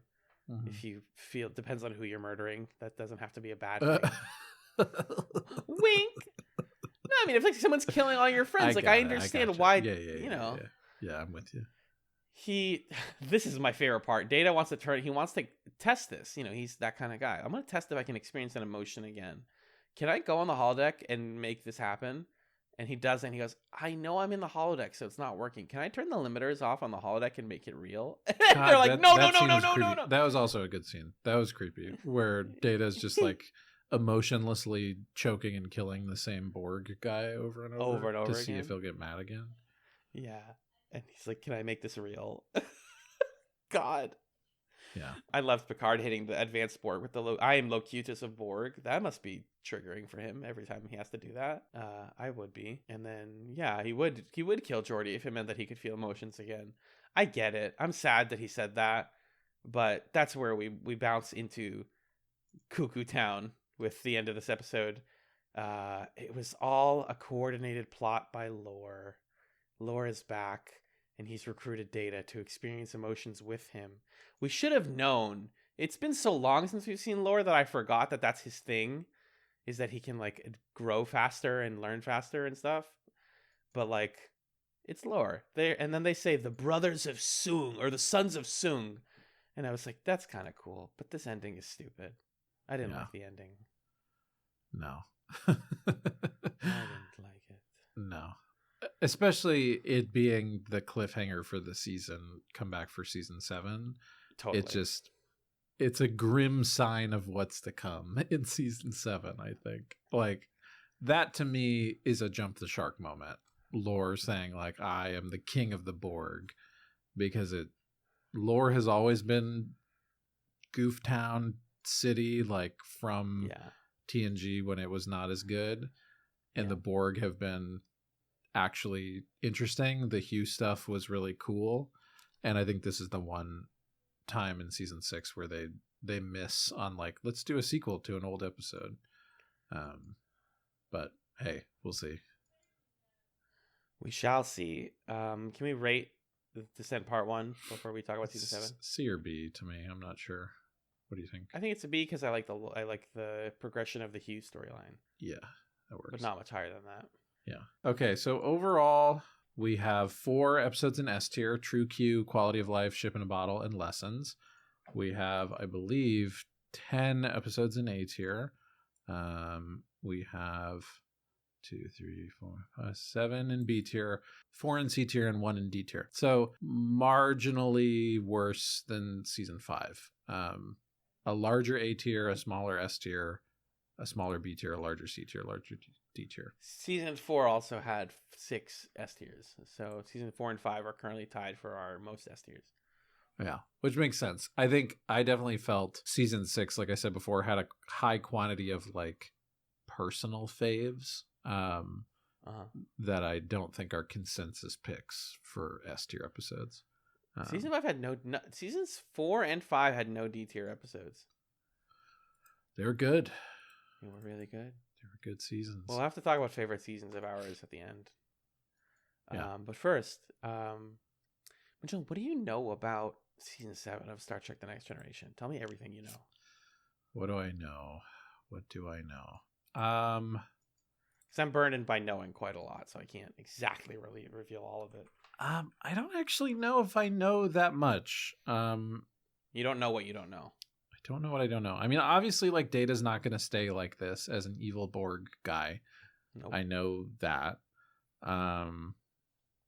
I know that the finale's good. I know that there's some episode that is good that I've seen a still of on a list of like what are the best episodes of TNG, but I can't remember what it's called or which episode it is. Yep. I know the one you're talking about. I don't think I know anything else, actually, come to think of it. Yeah, it's a weird one, right? Because I also don't know a ton. Obviously, yes, 701 is going to conclude this lore stuff for now. Mm-hmm. I'm looking just at the episode list. I'm not recognizing a single one. It's a two-parter early on. There is the episode that you're referring to that's also considered one of the series' best halfway through. And then what is considered by most to be the worst episode of Star Trek is in season 7 of TNG. Oh. So get fucking ready, dude. Okay. That's coming up. And then, yeah, everyone loves the ending. How can you not love all good things? I don't know what happens in it. It seems sad. I think that Picard has a beard in it at one point. It's hard not to see that screenshot. I had the realization watching this season that we have now much more TNG behind us than ahead of us, which is kind of sad. Same. Because no, I think it's nice. Why is it sad? I guess it's not, but it just has for so long in my life has been what's felt like this gargantuan thing that there's so much I haven't seen, you know? Yeah. And there's like kind of a joy in that to know that there's a thing out there that you can one day experience that's going to be new to you. And it's just not that anymore for us. But like we can obviously rewatch the great episodes later in life. Now we have the joy of being familiar with them. There's still DS9 and Voyager and other stuff. So like there's a lot ahead, but it's that feeling of like coming to the end of a good book where you're like, damn, it's about to end, isn't it? That's kind of a bummer. Yeah, I'm ready to get really emotional at the end, like whether it's just all good things or, like I was saying, sometimes during season 6, I felt that feeling of like, oh, this is ending soon. These characters are gone. Yeah. I know it's going to be messy. It's 1994 by the end of it, which is wild to think about. And yeah, I'm curious how much more it feels like B plots that are left out of DS9 telling A plots. Yeah. So I'm just curious. It's fun to not know. It's not like, oh, there's besides all good things, there is no like, this is the good one. Because of course that's the good one. That's the finale. They usually make those good. Yeah. Loaxana is coming back. I just found that out. Thank God. I want to get invested. I'll be back. We'll be back in 3 months, guys. Folks, to talk about the TNG season 7. God, what do we do from here? What do we do next? On the podcast? Yeah, not in life. I know. Well, so we were told, we I think talked about this last time, but we considered, well, do we watch DS9 season 1 now? Because that's chronologically the next season of Star Trek that comes out. And we were told, like, finish TNG, basically. Yeah. Which is what we're going to do. So we'll watch season 7. You'll hear that episode of TrekChatz at the beginning of October. And then presumably, by then we'll also have gone through the bracket of season 16 and be watching whatever won. So I think that will in part shape how we move, because if we're going to watch like a really long show, I don't know. I would assume we're going to keep doing TrekChatz with DS9. Maybe there's a world where we watch DS9 fewer episodes at a time if people want that, but I feel like the default is that we're going to watch DS9 season 1 in this same format, if you're down for that. Yeah, I am down for that. We still pay for this stupid Paramount Plus account just for this show and basically nothing else. Yeah. But I'm coming to the end of TNG and I'm like, yeah, I could do TrekChatz for a while. I want to see DS9, I want to see Voyager, so that's that. And then in the more immediate future, next week, we're returning to our season 16 tournament bracket format, Couch Madness. Yes. With our second matchup of round 1, which is Misfits versus Heroes. I believe we read the summaries to those at the end of our previous bracket matchup episode. If you are, by the way, only a TrekChatz listener, or mostly you could tune in for TrekChatz, check out our season 16 content. We polled listeners to see which shows people are interested in, and we put them into a bracket, and we're watching episodes of each show and each matchup every week to see ultimately which show wins and is the show that we're watching for our season 16. So it's a little more audience engagement, a little more gamification. I think it's, a fun format for us to try. It's brand new to us. So you've got 2 episodes of that you could catch up on, and then join us next week to see us square off between Misfits and Heroes and see which episode 1 is more interesting to us. Indeed. I'm excited. Yeah. Superhero time next week. Yeah. Could you do the plugs this week for us? Buddy, I can do the plugs. Thank you. You're welcome. If you would like to get in touch with us, if you would like to get in touch with us, we have an email address. It's chatspod@gmail.com, chatspod@gmail.com. We also have a Twitter account, which is @chatspod. While that website still exists, we have Chats and Television Podcast on YouTube. If you like the show, a couple ways you can support us: Apple Podcasts, Spotify. Leave a review, give us a follow, give us all those things. I do check on those reviews periodically, and I like to see them update. If you have the money to support us, patreon.com/chatspod is the space to do that. $1, $3, and $5 a month. Those are our different tiers. $3 a month gets you our big, thick backlog of nearly half a decade of bonus content. Whoops, I just felt the whole weight of time land on my shoulders all at once. That was intense. And we're not even camping, and we're intense. Yeah, we're about to hit our 8-year anniversary pretty soon. Combo breaker. Patreon.com/chatspod. Like I said, $3 a month. All of that bonus content, commentaries, pilots, hangout shows, rankings, fun, friendship, a Discord that you can also just get into by asking us nicely. And if you're a $5 patron or more, you get thanked at the end of every main feed episode, and those include today Arthur, Emerus. Arthur. Hey, Arthur. Emerus, Jen, Justin, Kat, Lee, Magellan's mom, Marcus, May Louise, Michael, Nick and Pat of the Brothers at Infinite War, Six, and Stefan. All things chats can be found at chatspod.com, and our podcast art on the main feed was done by Camilla. She's at Camilla Strader on social media. Magellan, before you give me your chatsum, did you plug your own podcast? Oh, I did forget to have us do that, didn't I? I'm also on another show called Super Smash Echoes that I do with my friend Justin, where we play video games related to the Super Smash Brothers franchise and discuss them. Super Smash Echoes, check it out. Alan, you're on other stuff. Tell us about that.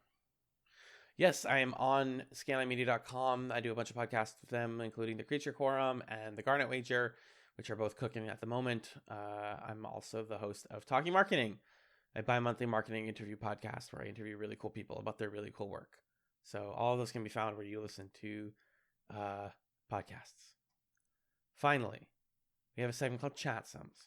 Now, this is a segment where we recommend things for the listener to experience, to enjoy, to appreciate between now and the next episode of Chats. John, what is or are your ChatSums for this week? Well, you kind of teased me for this going into the episode. I wasn't sure to chatsum. I'll just chatsum some basketball thing. Fine. Okay, I will. Have I chatsummed the YouTube channel Synthetic Sports yet? You have not, no. Okay. It's nice. They do a good job. What I like is their episode format. I think I've talked to you about it before, which is basically lightly scripted. It has the quality of a sort of podcast conversation that they then edit and put footage to and kind of dress up and improve the quality of. So they have these 10 to 20 minute essentially video essays, but they're conversational video essays. If you're not a sports person or a basketball person, you're not going to like them. But as a way of doing content, I enjoy them. I think they're interesting. And I know this is another chatsum potentially. Last time I talked about Pluto TV, I remember that. Did I discuss Antiques Road Trip? I don't think so. No, you talked about Storage Wars. Storage Wars. Another show that Amanda and I watched on Pluto TV that's so fun. Antiques Road Trip. Let me hit you with this. So you put two kind of charming British antiques experts into a car, and you give them a couple days to go on a little road trip.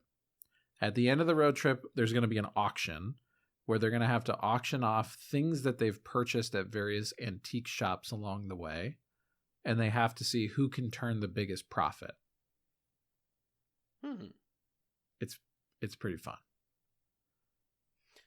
Oh, I've heard of this show. I never actually watched it. It's delightful because you watch them kind of like go through these little curio shops, and they each have like 200 pounds to spend. So it's like, oh, okay, I think I can like take this and put them together into a lot that people will bid on. And then they sort of meet up and show each other what they found and try to guess, well, I think people get that. Oh, why did you get that? That's ridiculous. And then you watch the auction happen. It's just the structure and the format is solid and it's entertaining. So, and there's a channel for it on Pluto TV. So it's another Pluto TV recommendation is Antiques Road Trip. Yummy. Anyway, what about you? What's your chatsum? I have two chatsums. One is an experience and one is a Twitter account. Which one do you want first? The Twitter account and the experience. Okay, Twitter account. Berwyn Choobs, BERWYN space CHOOBS. He's got a picture of Griffith from Berserk as his avatar. Sometimes when you've been on the internet for too long, your irony poisoning gets so bad that it's like the weirdest things make you laugh. This is my new favorite tweet ever, I think.